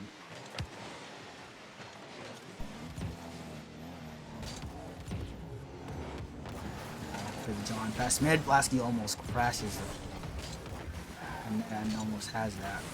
Gilbert to himself. Blackwell able to collect around the one, perhaps past mid, CT's touch. It's network. It's a little slow, but it's network. You know, it's an opportunity. As Windy will go missing, JP will get it around one. CT low boost last back goes missing. Is the shot good? Big John plays the fake, plays the time. As this ball is just floating in front of the blue half, the clock ticking down. As Blasky almost gets that shot, Blackwell pops it out. CT has no boost. Beautiful bump by Windy. That will save them a lot of headache. But the clock is still ticking down. They're still down. But CT has to turn on this. Does getting chased. Gets a beat out on one. Has one more. Does he have more in the tank? No, he doesn't. As Windy going to be the one to push his team forward. John's touch. Not great, but he does follow it up. Beautiful pass to Blasky. As the one goal lead will not hold a CT with the slaughter. Blockfeld getting hyped. CT. KBM nerd. Actually, this would be a cool posture checker, because I never really know how keyboard and mouse players play Rocket League. It just makes no sense in my mind. But a beautiful slot by CT ties it up. 20 seconds on the clock. As Windy goes missing there, it's going to be a fake for CT. Gets a beat out on one. Gets a demo. As Blockbelt might have a shot. As CT fakes it out. Blockbelt can't get it. JB able to get it away, and now coming down the other end. It's just end-to-end action now. I'm just running out of breath. As John's touch down mid. Blasky has the shot. It's around CT. As Blasky just chilling, he's leaning back, he's lounging, he does not care. He's like, you know what, it doesn't matter if they score, we'll just get it right back. CT can't get the save. And Brainerd were even for 5 seconds, it felt like. And I mean, that would just end it. I mean, that was the quickest 2 seconds I've ever seen in my entire life. And the Des Moines ratio take game 1. They continue their 100% record. Brainerd also continued their 100% record. Unfortunately for them, the wrong kind of 100% record, 100% losing streak right now. That is not what you like to see. Let me take a look at some of these highlights. And Brainerd definitely had a lot of pressure. They just CT a couple shots. I definitely remember him putting wide that he would want back. A player of his caliber, an MCS champion, would look to put away. As they will look to regain, maybe get their first win of the season on Forbidden Temple. As both teams, again, I mean, we saw at the beginning of this, both full stack at cams. We take a look at the Brainerd Victory team, maybe having a little bit of a team talk.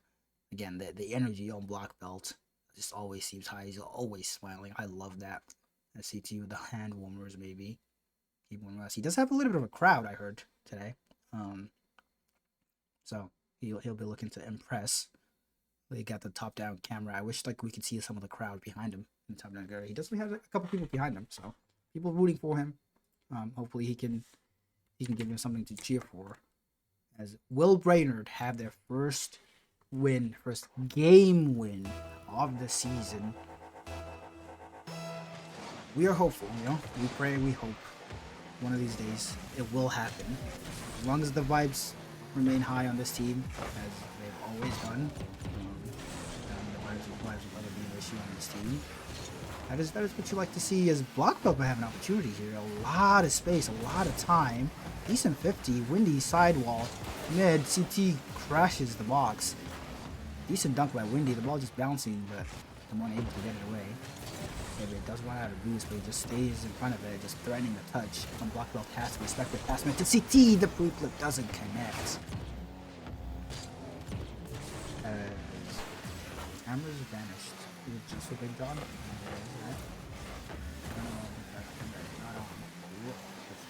Because of his name, that is what a name. Okay. Boom, that should be fixed. CT's also. They're all around.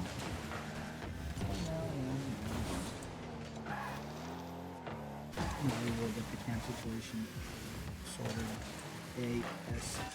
AP is Block Belt. That's the lead. Brainerd, their first lead of this series. He gets excited at CT. He gets his tongue out at us. I don't know what else. As I said, both teams, very, very high vibe teams. Hopefully, we will have something to cheer about on the side of the victory, the Brainerd victory. I think it's the 5. I don't really care if they lose or win, as long as it's a good series. That shot, Windy will want that back. That was almost a beautiful opportunity. As Block Belt's shot might be good. It is. CT gets credit for the goal. Block Belt getting extra hype. CT celebrating, stealing his teammate's goal. You love to see it. As Blasky still smiling. I mean, I can talk about the vibes on both teams for hours on end. But it is a brainer to start us off with a 2-goal lead, considering the last game ended 2-1. If it is as low scoring as it was, the Brainerd will be pretty damn happy. As Wendy low boost just pops it high, CT pre-jump gets beat out on one, and CT just looks so speedy. And that dominance. As Wendy able to keep it in. Goes faking. The block of play time. CT already. He's ready for the touch behind his teammate. Such aggression, such wow. I do not know how we can Rising Star, considering some of the talented challenger, aka certain person speaking now. He is in Rising Star. He is in on Brainerd victory with Block Belt and Windy, and it did not go well last week, so a lot to make up for as Windy put himself in the corner. Decent touch around. Blasky has it covered. The CT pops it back mid. Nobody there to follow. A little too fast for his own teammates in that moment. It's a beautiful demo. Just kills any chance of a passing play from the ratio.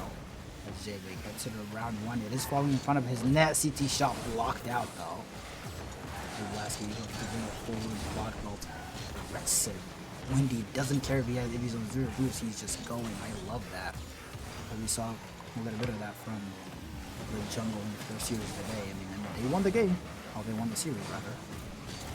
So that is definitely the footsteps you definitely want to follow. And CT is so aggressive. Half the time you don't even see him on screen and he's just cutting the ball. That's when you need to take some time. Gets around one. Last back gets the beat. It goes high. The shot not there. Beautiful demo in the midfield. CT just eradicated. But JB goes missing. But his team does have time to give that demo. Pass down mid to JB perhaps. Almost works out. Blasky plays time pass mid as CT's shot a little slow. Big John has it covered to himself. Windy meeting him high. Pass down mid to JB. CT taking time. Gets out of control. Goes missing there as Blasky has a shot here and an opportunity. Block Belt has it covered. As yet again the action continues, but so far it's been Brainerd getting the better end of it as JB goes missing there. That was an opportunity for him want to get back in this. As Windy just diving in that corner and Block Belt. Block Belt seemingly the only one with a cool head just opting to play time, just choosing when to challenge compared to CT and Windy, who just die of everything. It just seems like a good team balance. Obviously, it wasn't a good team balance last week, but so far, at least this game, it was pretty beautiful beat by Block Belt and 2 players. The shot not there, but he's still going. As CT should be able to collect this. JB is up. Does get dunked out by CT though.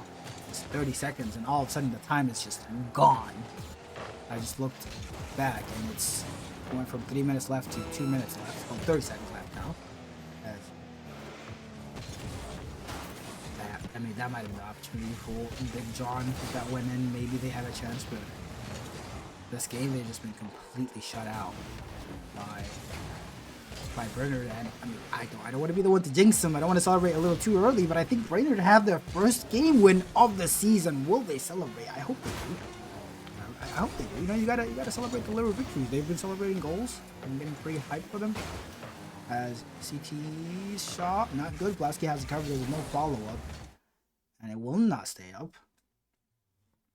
As the Brainerd victory do have their first win of the season. We love to see that. We'd love to see that. And the series is tied, and now it's ball in Des Moines' court. Definitely a lot better defense than we watched from the last series we watched. As you see Block Belt getting extra hyped into cams. I love that. It's about fun. As Brainerd, Block Belt, I don't know what he just came back from, as he's still celebrating. He's still hyped for their first series win of the day. CT with his crowd, giving his crowd a little bit of something to cheer for. But will they carry on that momentum and get a second game win? I know, it sounds crazy. Go from 0 to 2, W wins for the season in this second match. On the other side, however, as we do lose Big John, it seems like, from the cams, unfortunately. JB and Blasky, all smiles always, as they look to respond. They just lost their 100% record. Both teams lose their 100% record. As it seems like Brainerd has won this series 3-1. I don't know how that's possible. I'm not reset my thing. I guess not. Oh, now it does. There you go. It is 1-1. Whoopsie. As Block Belt's shot doesn't go in. Bebe and Blasky a little awkward, but they get away with it. With Big John. Let's get to round 1. As Blasky will get the beat out. Windy has to get a touch. Goes missing. Block Belt last back. The shot is not in. And his touch takes it to the corner. Doesn't take CT's boost. But it doesn't matter. That aggression from Windy. Wow. This is not what you want to see. But Block Belt stoic. Blasky's dunk not what he would have wanted. And CT having some heroic defending right now from Brainerd to start off this game. As Des Moines comes out of the blocks just punching. As Windy able to play that boost, does get it. Touch is not great, but CT has it covered. Block Belt glass back. Last one with boost, as CT has to keep him covered because he is awkward. But again, Brainerd will get away with that. That's just bouncing mid. And that shot just goes in. That is an unfortunate touch by JB. Can't cover the angle and dunk that. And Big John, all he can do is just put it in his own net. And Brainerd have their goal. I mean, 3 goals unanswered. Shut up, AK. Don't speak. As JB immediately answered their first goal in 6 minutes of gameplay, 7 minutes of gameplay. And this game is tied. Instant kickoff goal. And they deserve that from the amount of pressure they've had to start off this game 3.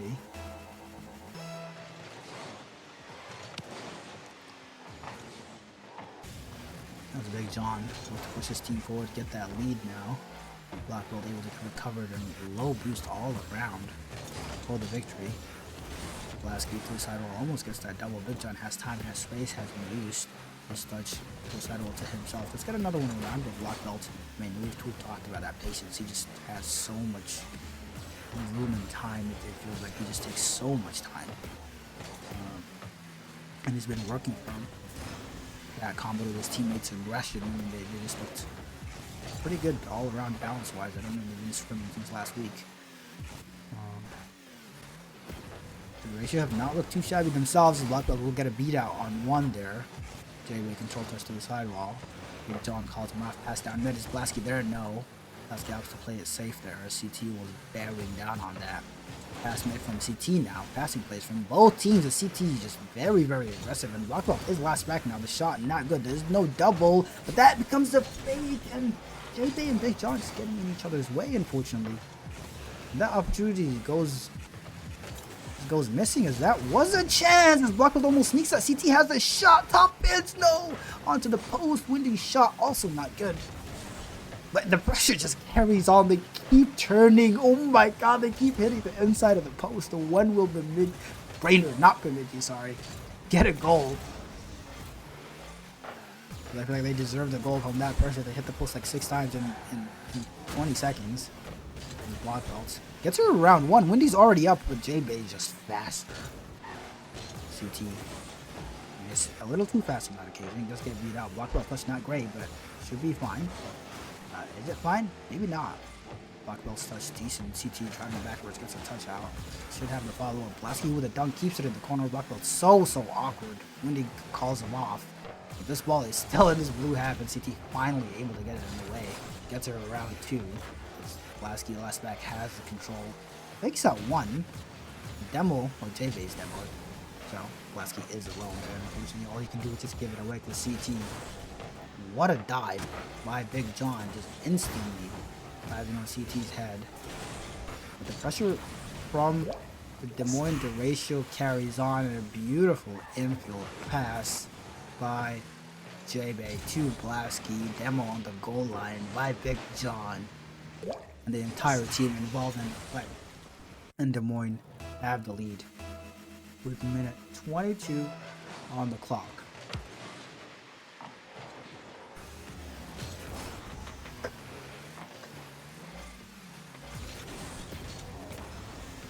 I have to grab a drink before to replenish because both these teams are taking all my energy. It seems like they're just so much, such end-to-end action. Love it. Because Blasky sidewall to himself doesn't have a shot. I like the idea. I like the attempt. And Big John already frees up from CT. CT able to get it away. Windy's shot not on. Good try. As both teams playing the passing plays. Love it. CT tries an infield. Cut off this time by Blasky as Big John able to keep the pressure here. CT awkward, Black Belt awkward. Black Belt plays time, gets a beat out on 1. Blasky a little too slow to that. CT gets a beat out. He does get the boost, but he goes missing on that touch, but he does get a dunk. So the opportunity died, but then he just get a random dunk. I don't think his teammates trusted either. They all backed off. As Big John, as Windy will cut off CT there. I think CT had a better touch there, but it doesn't matter because Windy has the dunk. CT, the speed does get beat out by Blasky there. Black Belt down, playing the double, fakes it out. Windy following up, does get beat as CT covering the back end. Windy's already up again, cuts off CT, but doesn't matter. The aggression carries on. Is that in your net? I don't think it's on target as Windy, what a pinch. Kills any hope of pressure. But they need to go cross field here, and Windy on low boost can't do anything about it. And Des Moines will take game 2 and the series lead right back. I do believe that was game 3, and it's 2-1 now. Else, unless I could be cooked. It has been that kind of day. It has been a pretty long day. You know, long work day into a 4-hour stream. I have a tendency to mess up, so please fact check me. But as far as I know, it does seem like Brainerd now back on the back foot as they look to respond again, this time on Utopia. They got their first win of the season on Forbidden Temple. How will they fare? Not fear. How will they fare on Utopia Coliseum? I mean, all I can say is, you know, no matter what happens, you did better than last week. Okay, that's a little toxic. I shouldn't say that. But hey, they won a series. Shout out to them. Shout out to all the players for having all their cams off. I don't know what happened to Big John. Maybe he was lagging and had to take it off, but we love the cams, we love the energy, we love the vibe all around. Game 4 is underway, and the duration will be looking to close this out. As now J-Base can dies. What? Okay, difficulties continue. Okay, CT's good.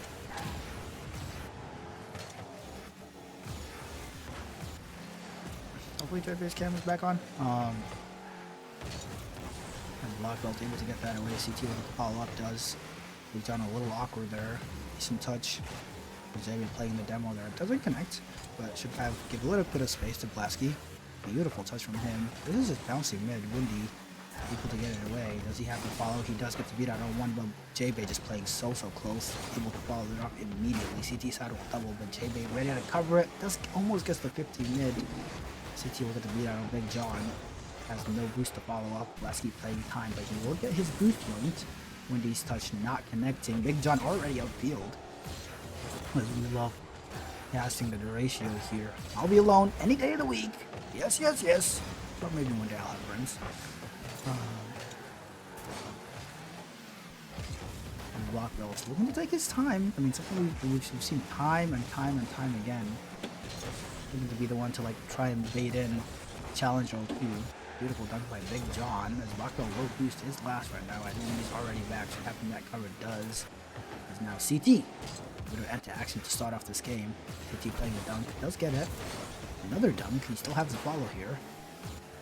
His teammates both back off, not trusting the challengers there. You know, you gotta be safe. You're in serious point.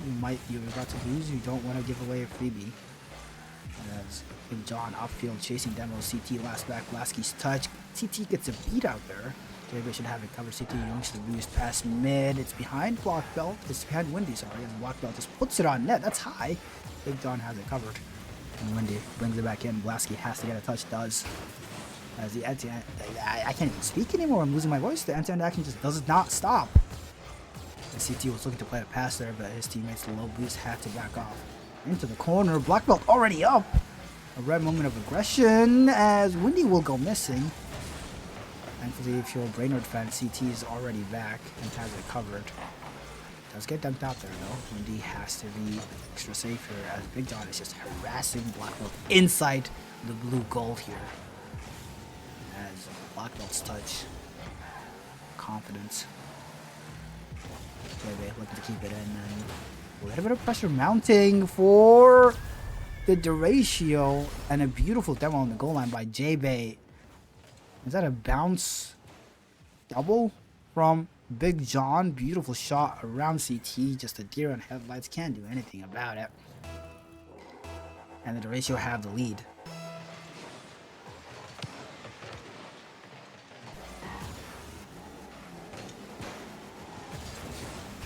And now Big John is stepping up big time in this game. The shot not good. Is there a follow-up? No. Block Belt has to play time. It has low boost. Tries passing mid, down mid. Does. Windy is also low boost though. But fakes out one. As CT gets a beat out on one. As Big John don't own goal. As he goes missing. Demo on the back end by J-Bay. It leaves a lot of pressure. CT shot on Blasky in net. Full boost. Ready for anything really. He had anything covered and he does get that.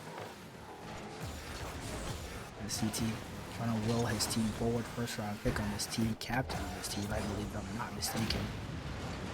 And another demo from J-Bay. J-Bay just racking up the demos, it feels like. And Big Con. Not the greatest touch. Block Belt.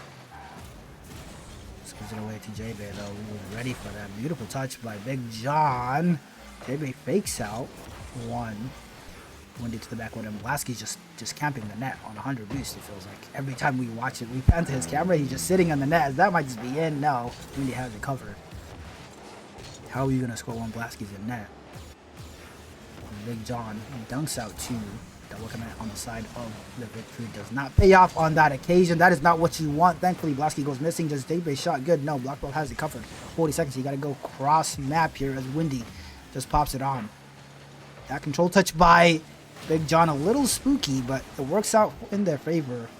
Beautiful touch by Blasky. Pass Big John, ready, double their advantage, 30 seconds. And the ratio seem to have closed this out. As long as they don't troll on kickoffs, they should be pretty damn good. Just give Pulaski full boost, get him in net. They will never get scored on.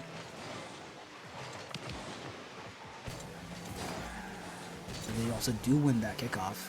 Black belt full boost. He's got to speed up the play here. They do not have time to be taking time. This shot has to go in, and it will. It's black belt. It doesn't matter if he's down. It doesn't matter if he's about to lose. He's just so happy. I love that from him. Shout out Black Belt, no matter what happens. And a beautiful beat on Blasky this time. Blasky full boost in net. Can't always save them, you know. Instead of challenging, you should have sat in net, buddy. You should have sat in net. At 16 seconds. Brainerd is not out of it.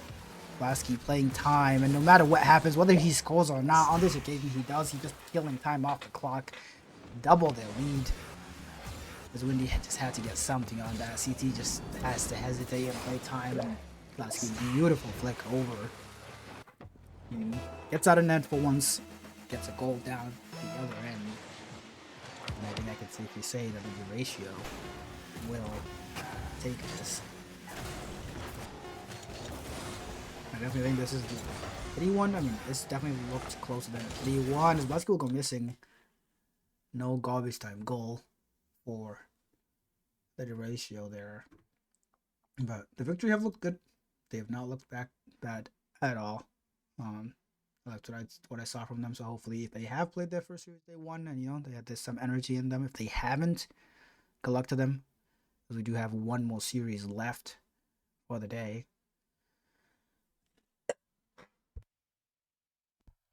Sneeze real quick. But shout out to the Dim Win ratio. They did drop a game, but just one game, and they maintained their 100% record. Well, 100% series win record, as far as I know. I don't know if they lost the other series or played already. Yeah. We just watched them perform. They looked pretty damn good as a team. So hopefully to many more for them. As is back to the drawing board for the Brainerd victory. As I said, I mean, I've been saying it time and time again. I'm a big fan of the personalities on that team, and I have full faith that they will regain. As we take a look at our schedule before we head to break one more time. One more series left. We just watched Des Moines beat the victory in 4. One more series left. The Burnsville Inferno and the Fargo Steelhawks. Should be a fun one. I'm looking forward to seeing my boy Seppi already in the cam. I love the speed. Looking forward to seeing Seppi cook. But if you're here, I'm probably gonna run another ad break just so before the next series, so that we don't have ads during the game. But if you want to avoid ads, there's an easy way. Twitch Prime. It does help out MCS. It does help us all out. And it does help you out by avoiding ads. It is also free. So check if you have a Twitch Prime. If you have a Prime sub. And subscribe. But that's enough hashtag adding, I think. We are good to go on break. We'll be back. Unfortunately the prediction's it's still up. It's not going well for me. That's what I got. The first one ran and 2 back-to-back wrong. But doesn't matter. We will be back. I'll have one more chance to redeem myself and go even in predictions for the day. And in the Burnsville Fargo series. We'll be back after this very, very, very short break.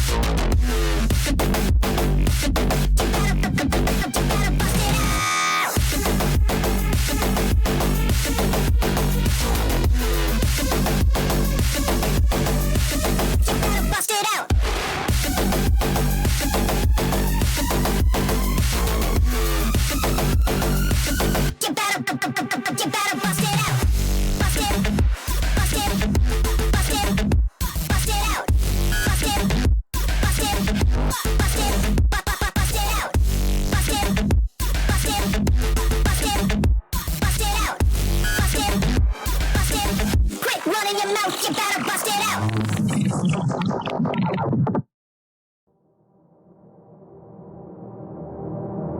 stand and watch the world go up in flames.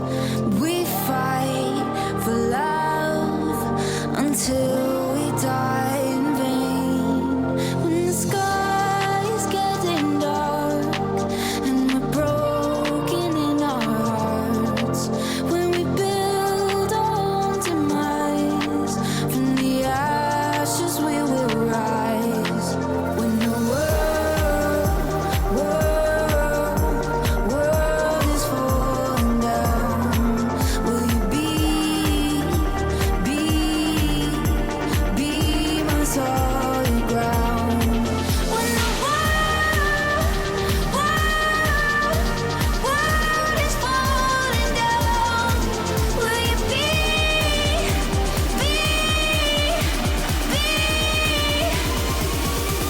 my solid ground?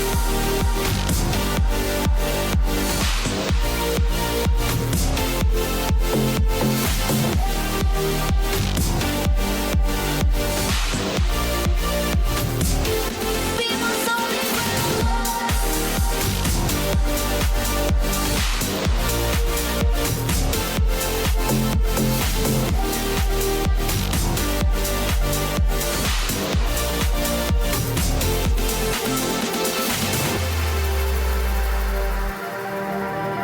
We look off the edge till the waves come crashing in, and we say our goodbyes to the tides that might have been. When the sky is getting dark and we're broken in our hearts, when we build our own demise, from the ashes we will rise. When the world is falling down, will you be my solid ground? When the world is falling down, will you be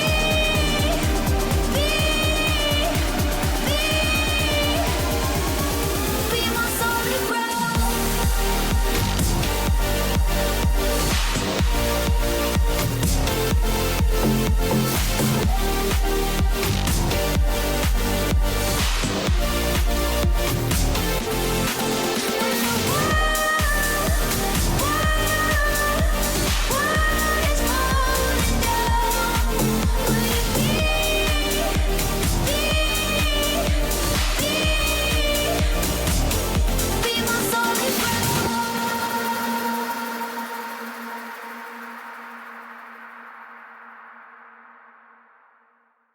Won't you come over? Dying to know where you came from. We're breaking open. Feel like your future's just begun. And all I know is that we lost time. If we stay right here, we could free ourselves inside. We'll stay awake forever.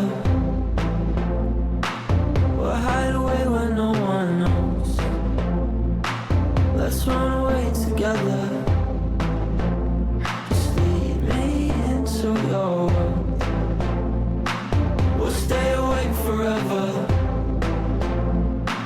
We'll hide away where no one knows. Let's run away together on our own. Just lead me into your world.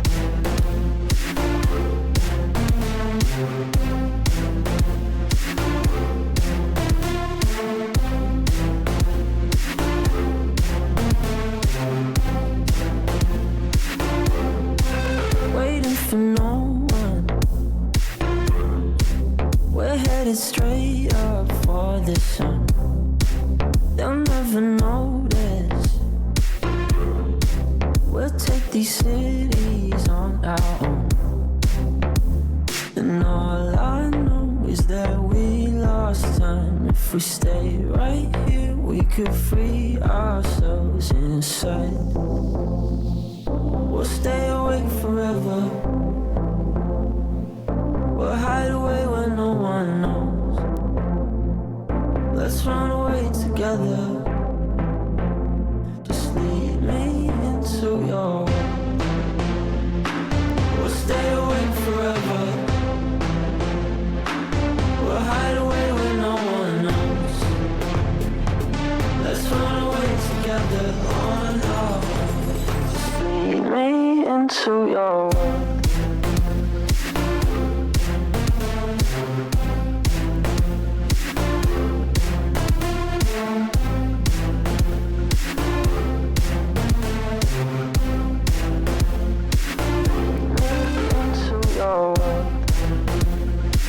We'll stay awake forever.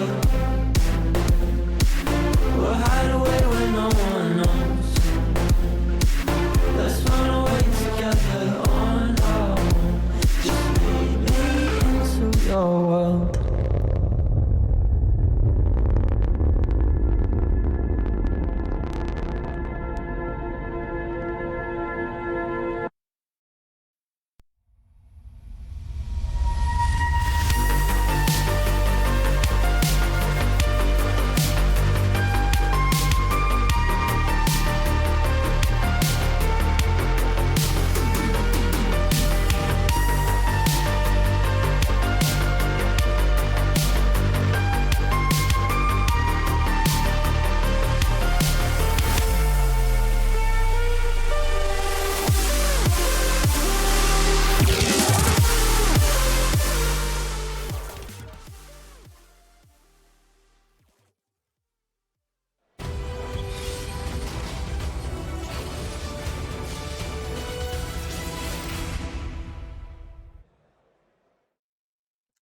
Oh, back.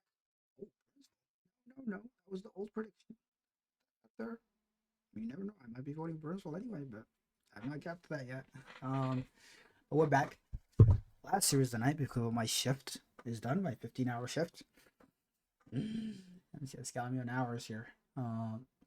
We do have the Burnsville Inferno against the Fargo Steelhawks to close out week 2 of Rising Star. I don't know if there's been rescheduled matches, but today's the last official day of the official match day, the last game of this official match day.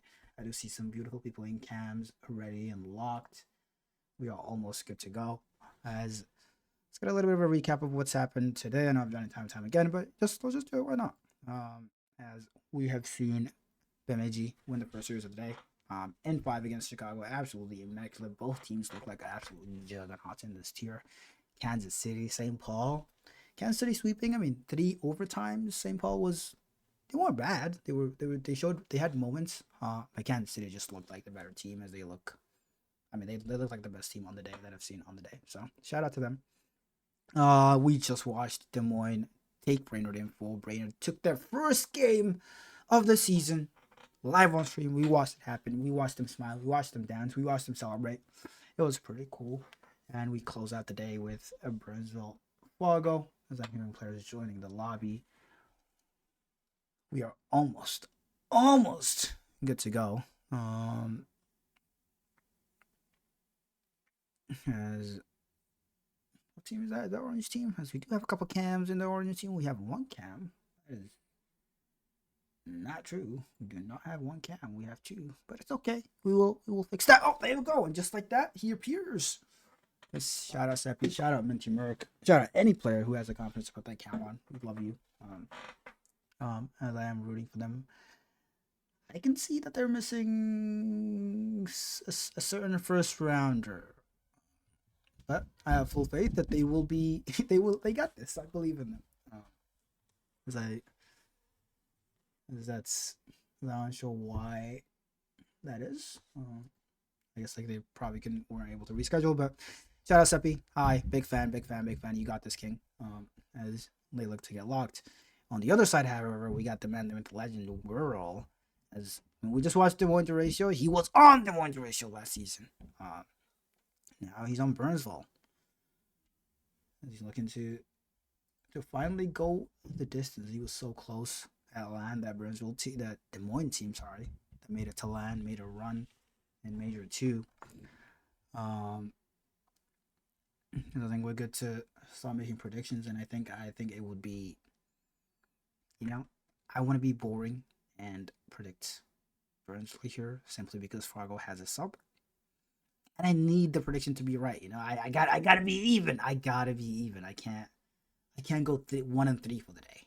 Give me 2-2, and then that's respectable. As we are almost underway,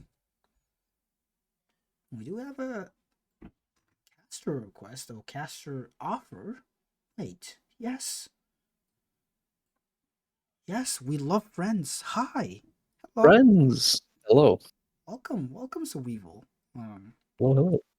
No cam for now, but I'm sure we can get that taken care of. But we are almost underway. Yeah. Let me get Weevil in this lobby. Shit. I mean, the heck. I don't see you. If you see my name, just request to join, and I'll get you in here. Yeah, I gotta open the game real quick. You might need to do that. Is that an indication of how We you? don't need I don't need to be in the game. I'll just watch from the stream with like a 3-minute delay.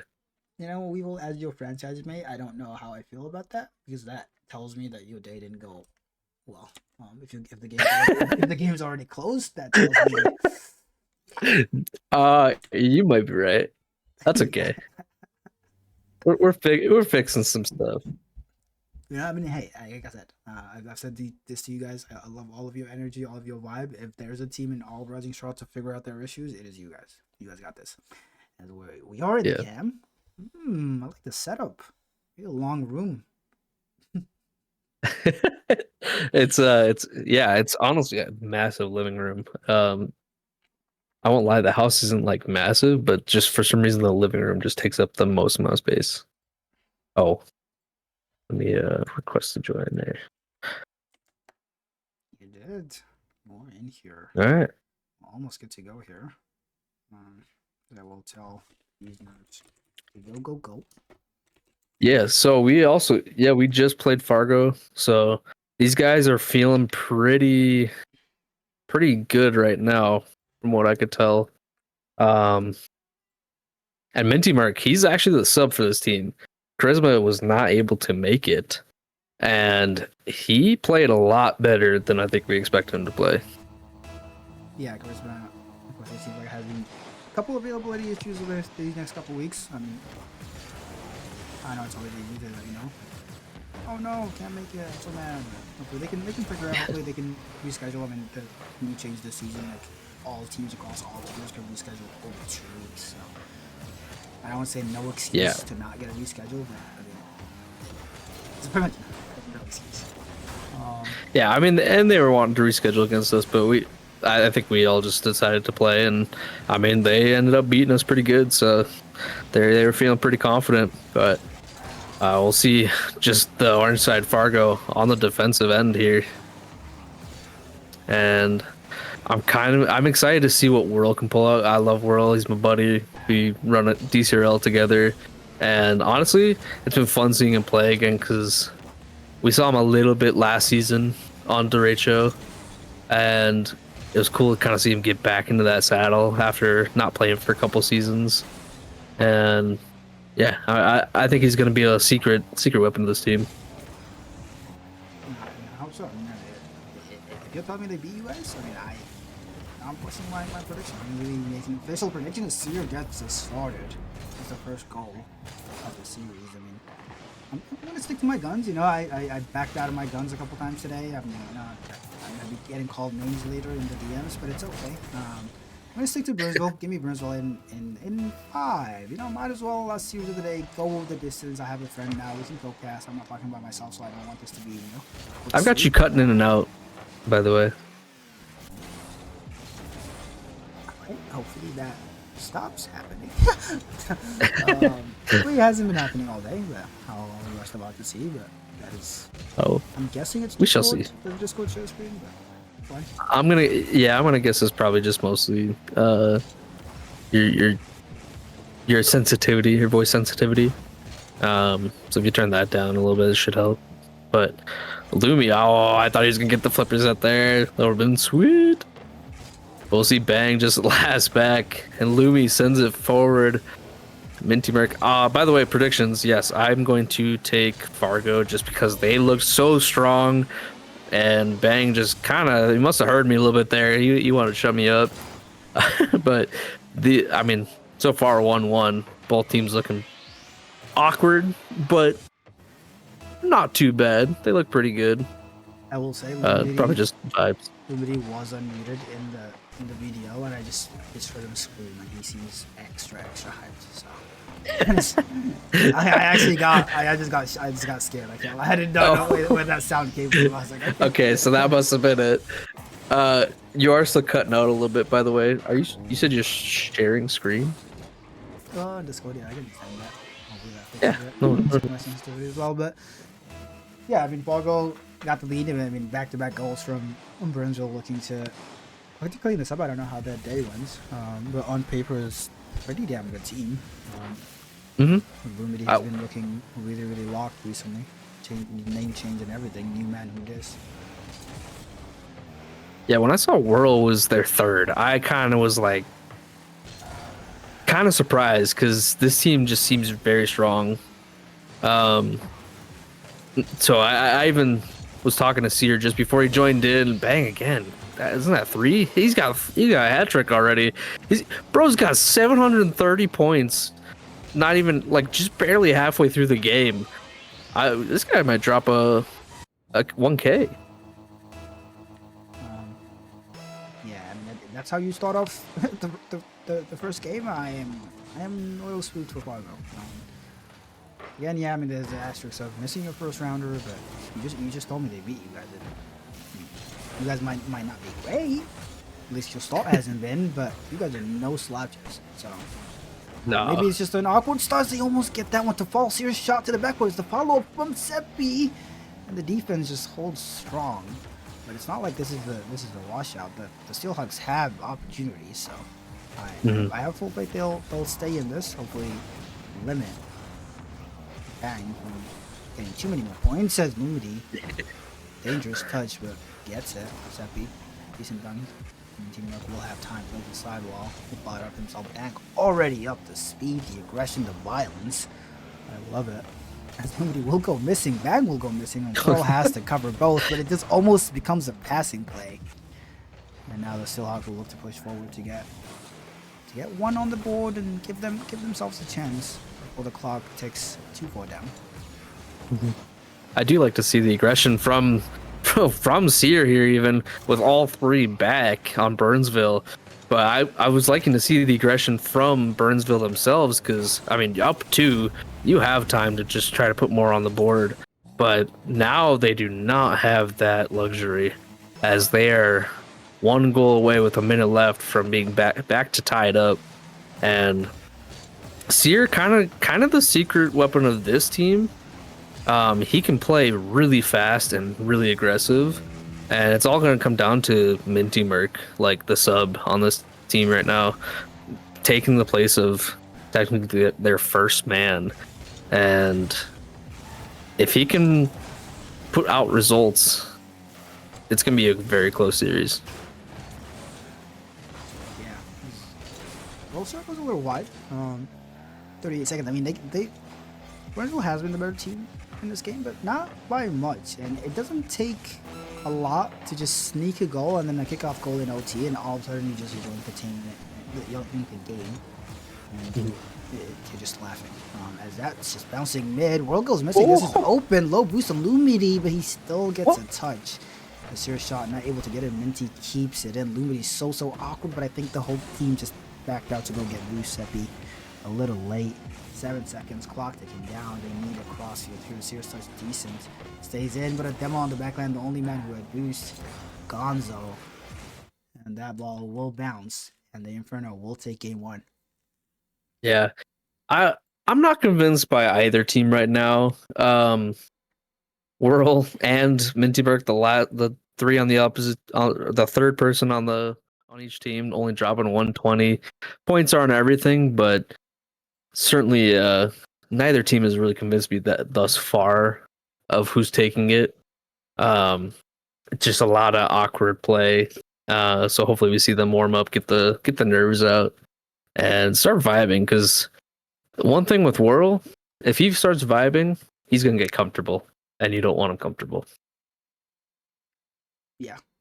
And speaking of comfortable, though, the Burnsville team, they're just chilling. They're just locked. I mean, they keep randomly unmuting. I don't know how. I have to like shut it down right now, but they just seem so energetic and hyped. I mean, this time it's Bang. I just heard, and he just seemed like look at him bopping his head vertically. I'm like tilting my head to just take a peek at him right there. But they seem confident. They seem energetic. They seem pretty damn good. And if Bang can maintain even a fraction of that game one performance, they will be a scary team to play for anybody. Absolutely. As we will get a high in the chat. I don't get a high though, but it's okay. It's fine. It's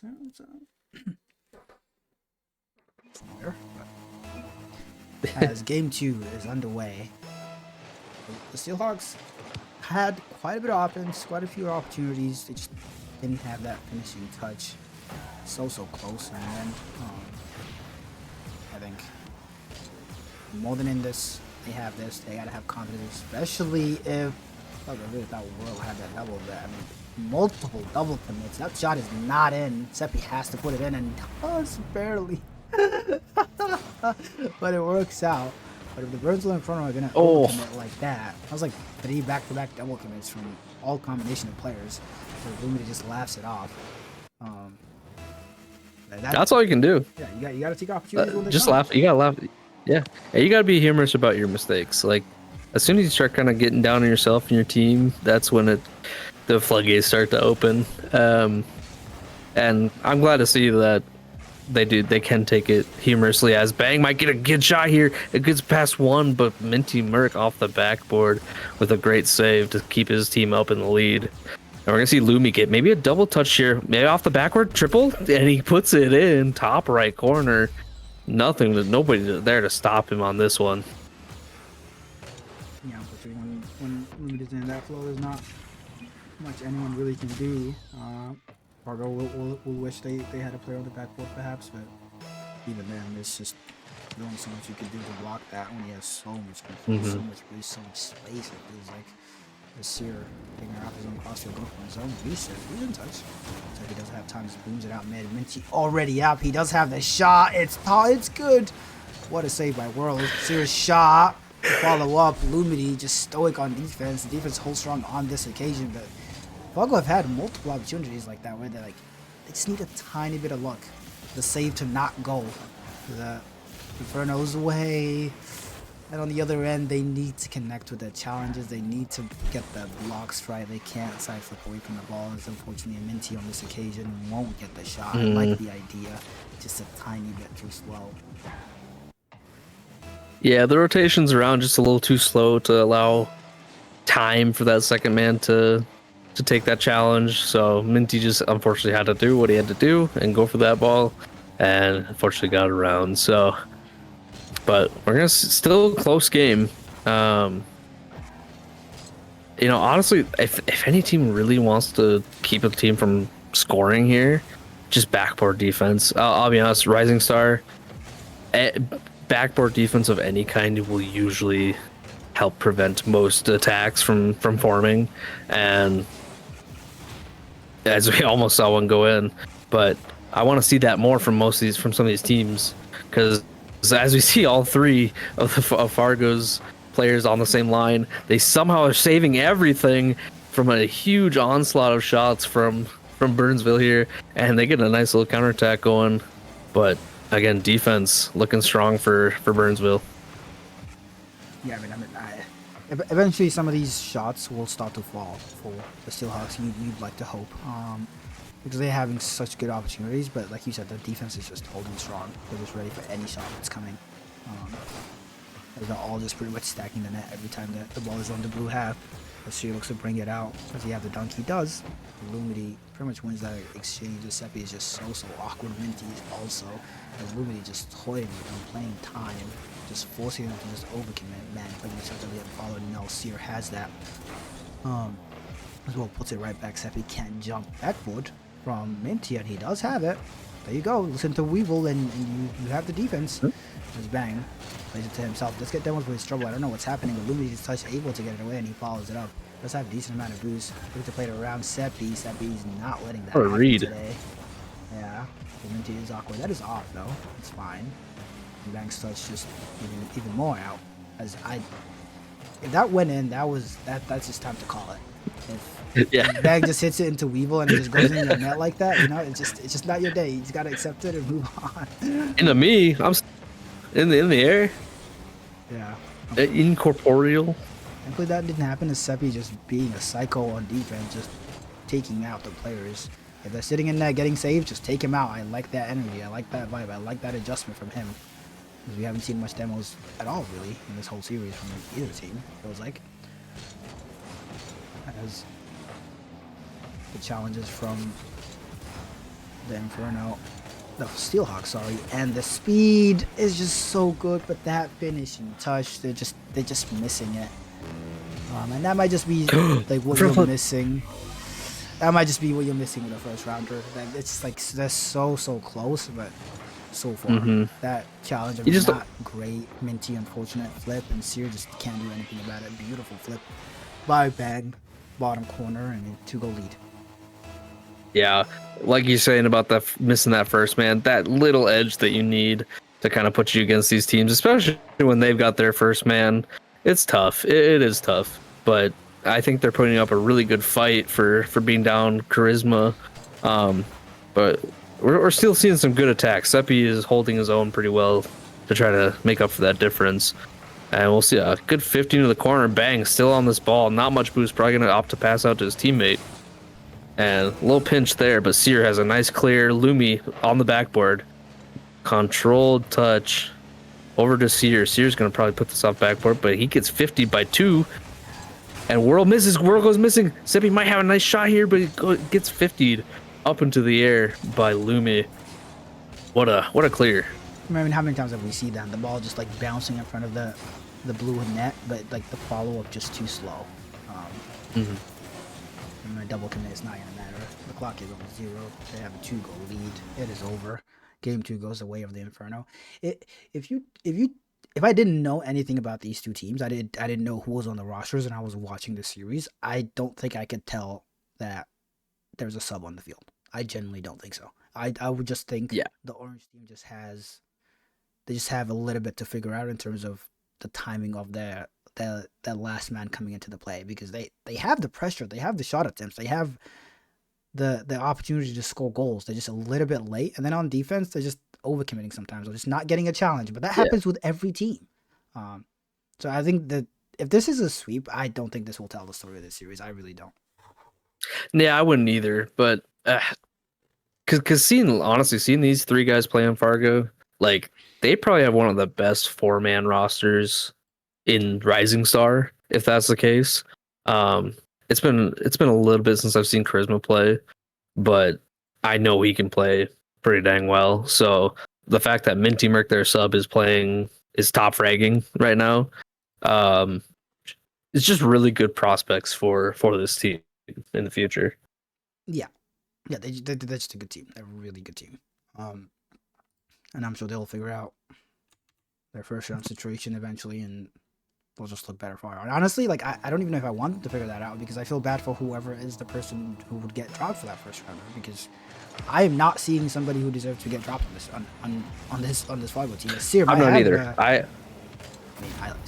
Is it Seer? Do we drop Seer? I mean, based on that, no. Nah.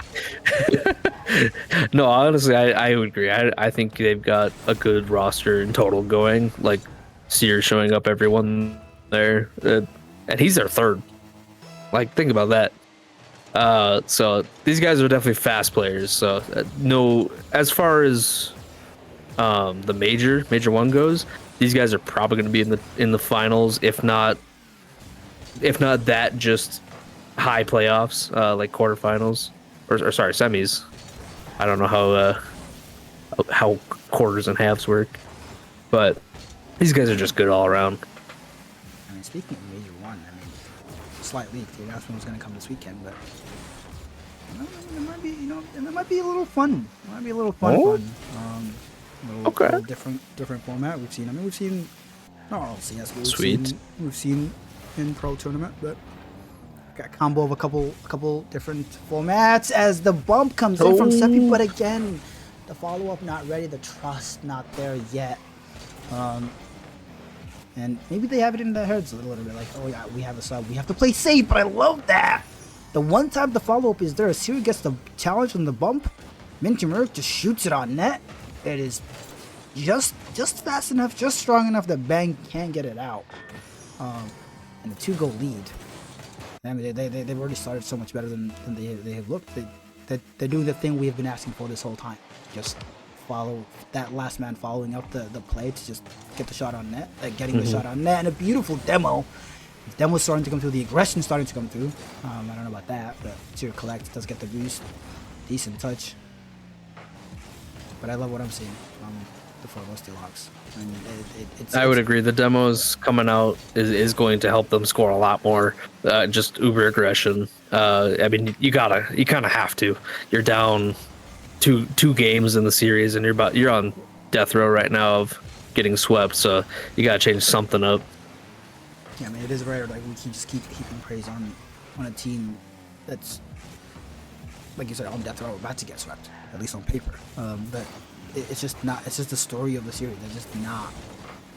That first series, I know you were playing, so you didn't get to see. But Kansas City Outlaws, the second series, the Kansas City Outlaws against. Oh gosh, that's honestly best team Rising Star. But I did see how that ended up. It looked a lot closer. But it was in the games than on paper. Yeah. And like this is even closer than that, which is like crazy to say. Yeah. I saw game 3 went to overtime. All 3 and 6-5, I think was end. Yeah. Yeah. So it's like defense was a thing. It's crazy. It was a myth. It was a myth. The first 2 series of the day, defense was actually not a thing. Des Moines looked pretty good on defense overall. I think the series, like both teams, are like pretty okay. They're not. Shout out Blasky. Bad. Yeah, he was literally, I can't lie like that. I'm pretty sure that last game, I would be surprised if he didn't call, hey guys, I'm stat padding. He was just sitting in that with full boost, just clearing every save. Like that third game, that fourth game, sorry. Yeah, no, Blasky, J-Bay, and who I forgot. Oh, Gold. Like I saw Blasky, J-Bay, and Gold Dude play, and they kind of smoked last week. They looked so good. But that's a team I'm expecting to go pretty far in Major 1 as well. Yeah, they did play with Goldie, didn't they? And today they played with Big John, as we keep seeing the John today. Continue from Steer. I mean, just on the balance of play, I mean, the pressure, even with the 2-goal lead, has still been Foggle, and the demos still keep coming out. They are not giving their Inferno room to breathe. An inch. But this is where you got to be careful not to overcommit. Seer does excellent there. Shot attempt not even to win. Pearl has it covered. Thankfully, the shot was not fast enough to do anything. Pearl also gets the beat out. But Seer is just being an absolute pest. Now, Lumity getting a demo of his own, but if you're a Burnsville fan now, like, are you gonna get a little bit worried? Because the first 2 games you won, I mean, anybody with eyeballs could see that Foggle was in both games. They just missing that extra 2%, and they seem to have unlocked that. And the 12 million demos just seem to. I just keep hearing the boom, boom, boom. As that crossfield touch, Lumity has to be careful here. Decent touch. Right. Seppi's already on him. The aggression just like getting amped up on the side of the Steelhawks. That's what you gotta do against these players that can just beat your whole team. You have to shut down all of them, but it don't matter. The defense right now from Burnsville just falling apart. Contrary to what I was saying before, just a bad touch from I think Bang there.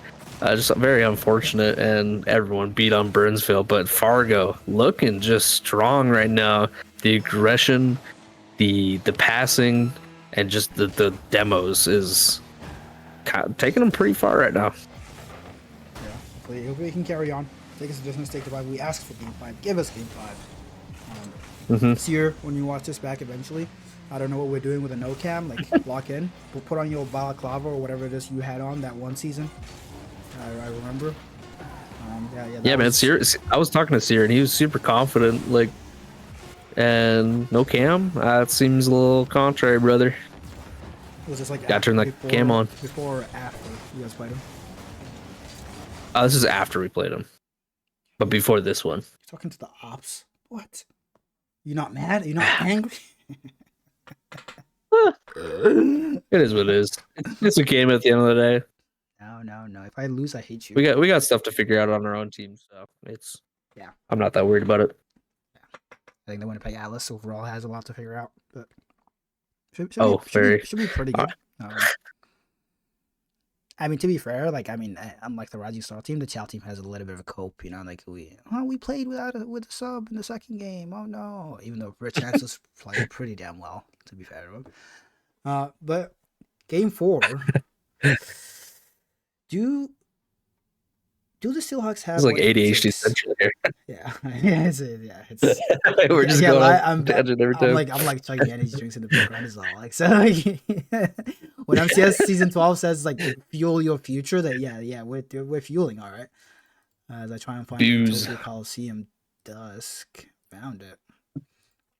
But I mean, we've praised. Where's OBS? Yeah, I'm cooked. We praised. All right, I'm taking over. Yeah, please. We praised. We've talked a lot about the Seahawks, but on the side of the Inferno, I mean, you still have to be confident because individually, like to a man, if we were to say this person versus this person versus this person versus this person, it's like 1-to-1 from either team, they just win outright 3-0. That's how good I think they are individually across the board. But that doesn't always translate because Rocket League is a team game. It is players. Seppi looks to sneak this in. Lumbi has it covered. Individual play is not how you win series. It's how that individual play combines with the team. As that positioning fight by Seppi is insane, but I love the confidence and beautiful touch from him, able to get that away. But the aggression from the Steelhawk just carries on. As I can't even praise the Inferno right. I just got to keep going back from the Steelhawks because they're playing so well. As that shot on net, my goodness, and we'll go missing there. I think he'll want that back. As Minty Merc nodding, looking confident. They're getting a little giddy now, getting excited. As they are building momentum. And that's 4 goals unanswered for Burnsville. They have not scored in game 3, and a minute into this game, pretty much, they still don't have a goal. They were getting excited, they were laughing and smiling. The smiles are all gone now. It is lockdown mode for all players involved. As they realize that this is a series, what an angle by Whirl. Goldie not expecting the shot to just come in like that. As I didn't think this was going in at all. And then Kasir was right there. Unfortunately, just didn't get the best touch on it. But yeah, like, it still shows the difference in defense, though. Like, the fact that Sear's there, but on the goal that Fargo scored, nobody was there really. Bang had he was too far forward. I think this is kind of showing defensive differences and why I think that's going to come out on top here. I mean, that's usually where you see the mechanical teams, strong individual teams fall. It's just how do you work around your teammates? How do you rotate? How do you give them an opportunity to shine? How do you pass to them? How do you not always just play the ball? And so far, it's been a couple double commits to give a leg up to the Steelhawks. But they've also the demos have also been creating that space. It's a couple of double commits and then a demo on the third man. So like there's just no coverage. As that shot by Whirl probably should have been in. As Whirl trying to stay in the play. It's a pretty decent 50. The Steelhawks have to be careful here. They're slowing down a little bit. I want to say running out of steam, but the challenge game has slowed down quite a bit as Minty and Seppi both have 0 use here. Sear the only one with use. Decent touch from Minty. Sear going for the sidewall double, does get it. Try and follow it up himself. Seppi playing time gets that mid use, and he's just allowed to shoot that, and that is really unlucky. That was a really good shot. The save was not there, just underside of the crossbar.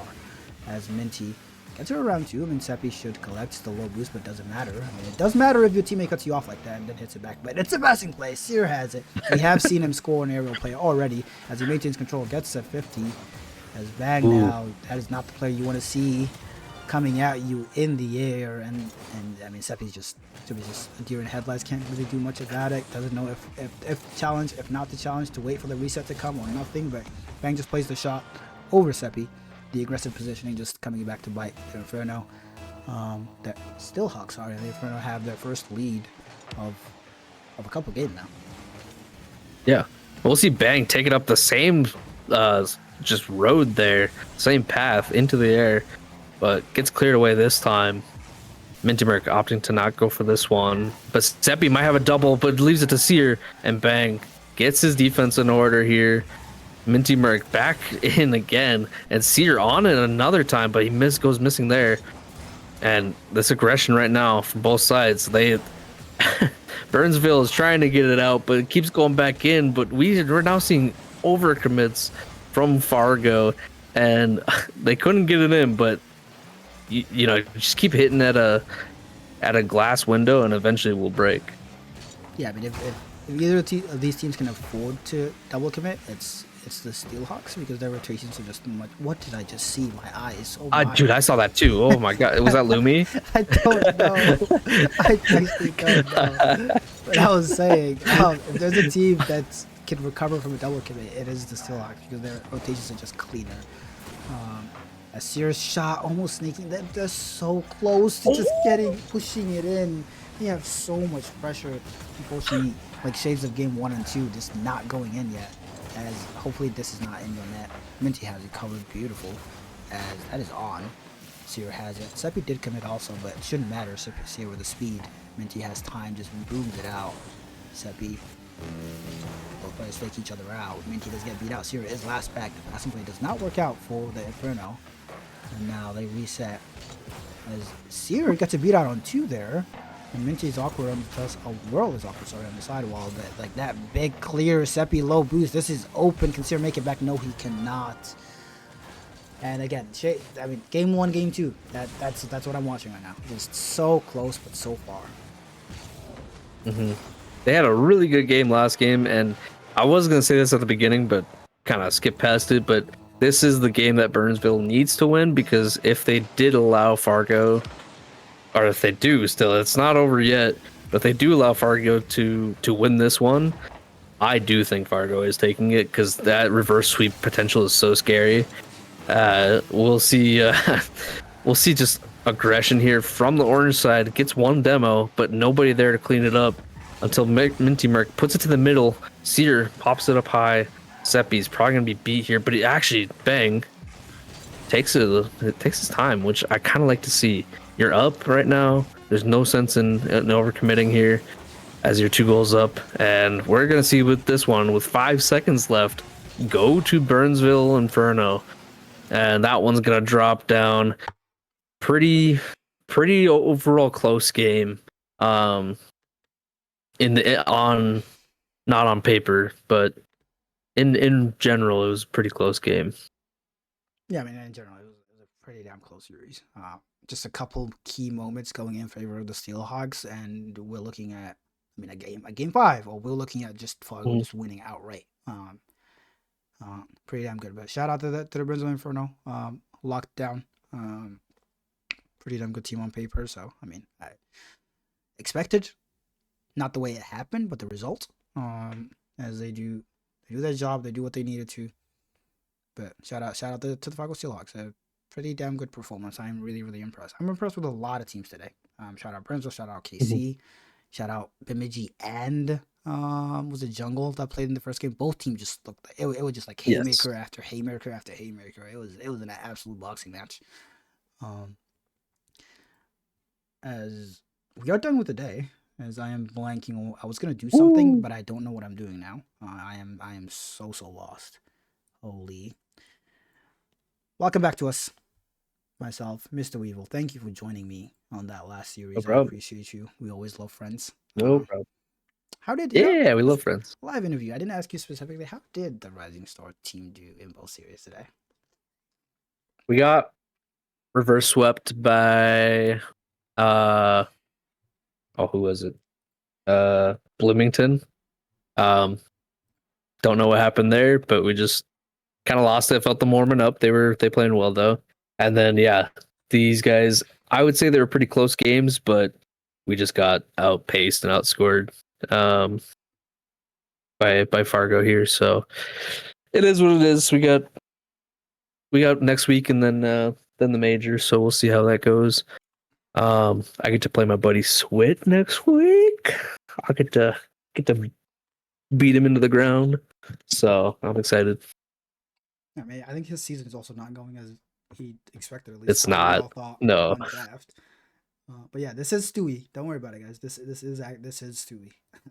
Don't worry. Guys, I'm SSL. That is you. That is you. As we take a look at our schedule for today, just a little recap of what happened. We've already touched base on Bemidji and Chicago. Absolute bangers to start off the day. KZ looked absolutely immaculate. I mean, my best team of. I mean, I think you said also my best team in Rising Star. I mean, they just. Looked like I have cutthroat. no doubt they win Major 1. I no doubt in my mind there. Yeah, and then we watched Des Moines, Blasky J Bay, the duo back at it again. This time with. I might be blanking. I almost said Whirl. It's not Whirl anymore. It is Blasky J Big Bay John. and Big John. Big John. Shout out Gold Dude as well on that roster, but cleaned it up against CT, That's a good one, man, Rock. Block Belt, and Windy, who, I mean, they looked good in moments. I think that also is a series. Like, I mean, 3-1, I mean, 3-1 is close enough, but I think it definitely was closer. That could easily have gone game 5 overtime, and, like, I wouldn't be surprised. I mean, Brainerd winning their first game of the season. Shout out to them. Obviously, I'm not trying to be toxic, you know. It's just the truth. It just is what it is. And they were excited. They were happy. They were celebrating. And we just watched the Inferno play a really good series against the Steelhawks and just close it out. But that is it. That is it for Rising Star. That is it for week 2. I don't know if there's any reschedules. I'm sure there are, but at least the ones officially on match day. That is it. It's back to us. Oh, that is us. I was like, it's a black screen. What's happening? But we are back again. Thank you, Weevil. Really appreciate you. Shout out Stewie for hopping on the mic. Shout out everybody who signed up to hop on the mic tomorrow. I saw a couple names. It just seems like we have a full stack of casters for tomorrow, so W all of them. Shout out Sheg for always streaming. Shout out Stewie for always streaming and making all of this beautiful stuff that we love to cook up. But I think unless you got anything else, Weevil, I think it's time to sign out for the night. I think that's about it. I'm going to bed. It is about that time. Thank you all for watching. And Rising Star will be back next week, but MCS will be back tomorrow with Challenger.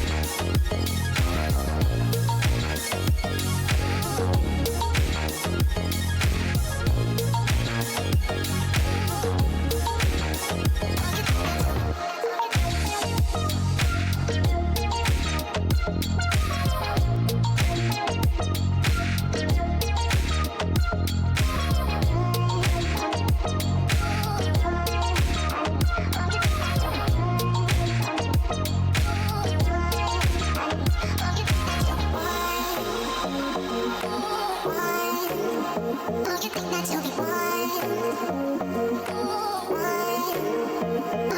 you'll be